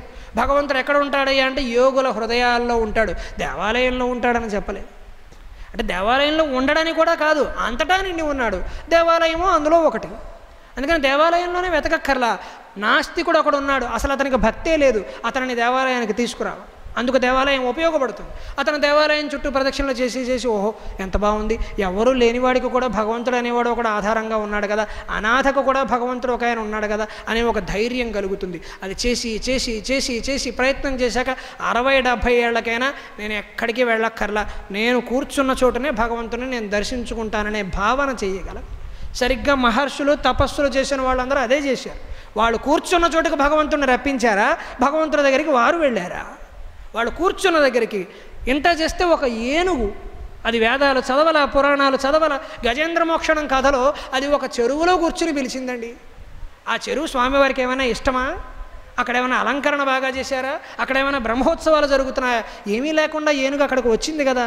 అని భగవంతుడు అక్కడికి వచ్చాడు కదా అంటే మనం కూర్చున్న చోట భగవంతుడు ప్రత్యక్షమవుతాడు. హృదయస్థానం మీద చెయ్యి వేసుకుంటే భగవంతుడు లోపలే అందరికీ వ్యక్తమవుతాడు. ఈ ఆలోచన చేయగలగాలి. ఈ చేసే క్రమంలో మనకి ఏ ఆపదలు వచ్చినా దానిని దైవస్మరణతోనే వినియోగించాలి. నిన్ను సేవింపగా ఆపదల్పొడమని నిత్యోత్సవం బబ్బని జలమాతృండనని మహాత్ముడనని సంసారమోహంబు పైగొనని గ్రహగతుల్ కుందింపని మేలు వచ్చిన రాని అవి నాకు భూషణములో శ్రీకాళహస్తీశ్వర. నిన్ను సేవింపగా ఆపదల్పొడమని నిత్యోత్సవం బబ్బని. ఇందాక నేను చెప్పానే మంత్రం మనని పరీక్షిస్తుంది. ఇదే విధానం. ఆ మంత్రాన్ని మనం పరీక్షించే క్రమంలో, మంత్రాన్ని మనం పఠించే క్రమంలో, చదివే క్రమంలో మనకు ఆపదలు రావచ్చు.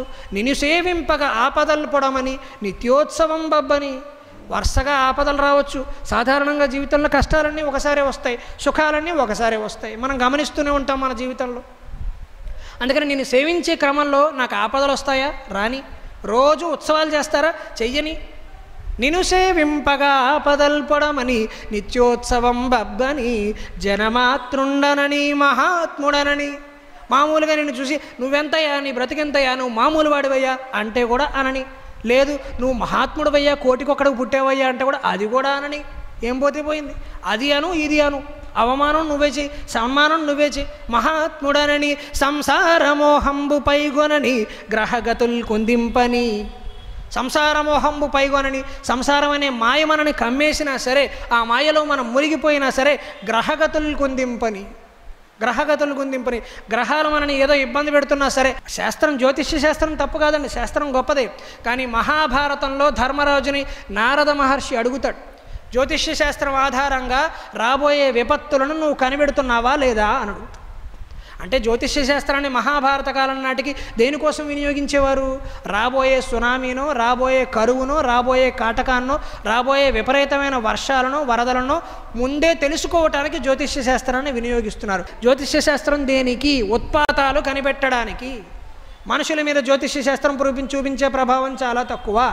వాటి గురించి మనం కొంత ప్రయత్నం చేయొచ్చు. అది ఎలాంటిదంటే, నేను ఇందాక చెప్పానే, భగవంతుడు మనతో నేరుగా మాట్లాడుతుండగా మధ్యలో వ్యక్తులు మనకి ఎందుకండి? అదే పద్యం మరొక మాటలో చెబుతాడు.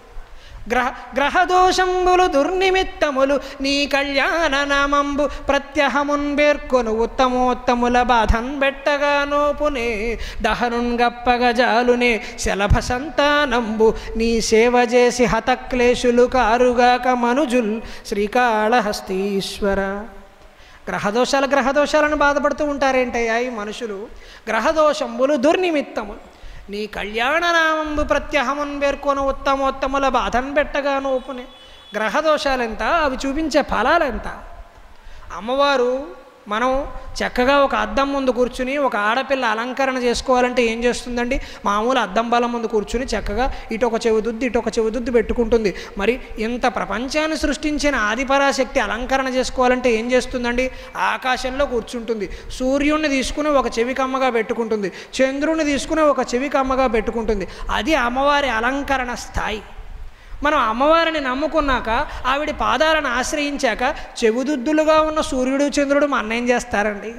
మన ఏం చేయగలరండి? వాళ్ళు ఏం చేయగలరట?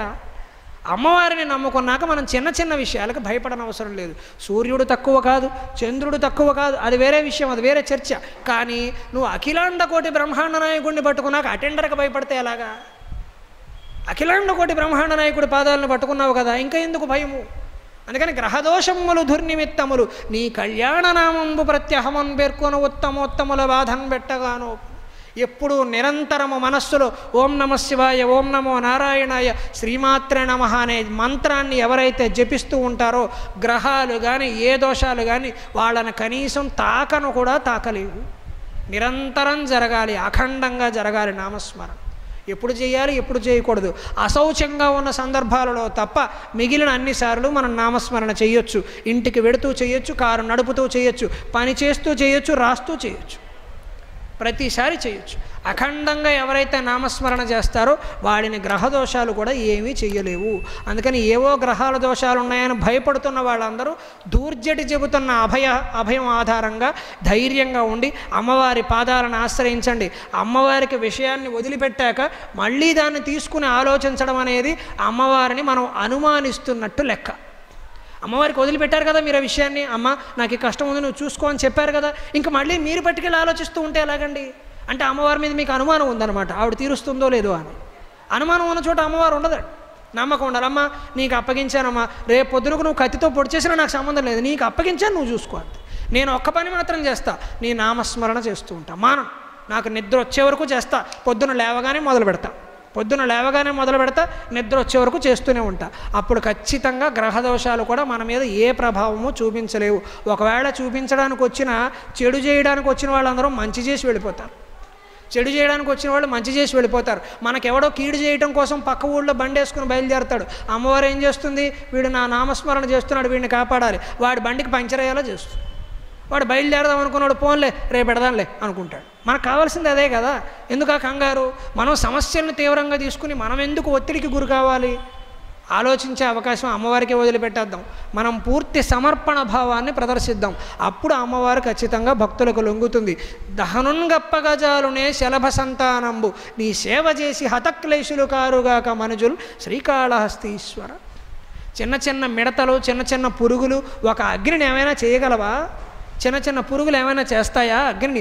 బాగా అద్భుతంగా మండుతున్న అగ్నిని ఈ పురుగులు కానీ, చిన్న చిన్న కీటకాలు కానీ, తుమ్మెదలు కానీ ఏమైనా చేస్తాయా?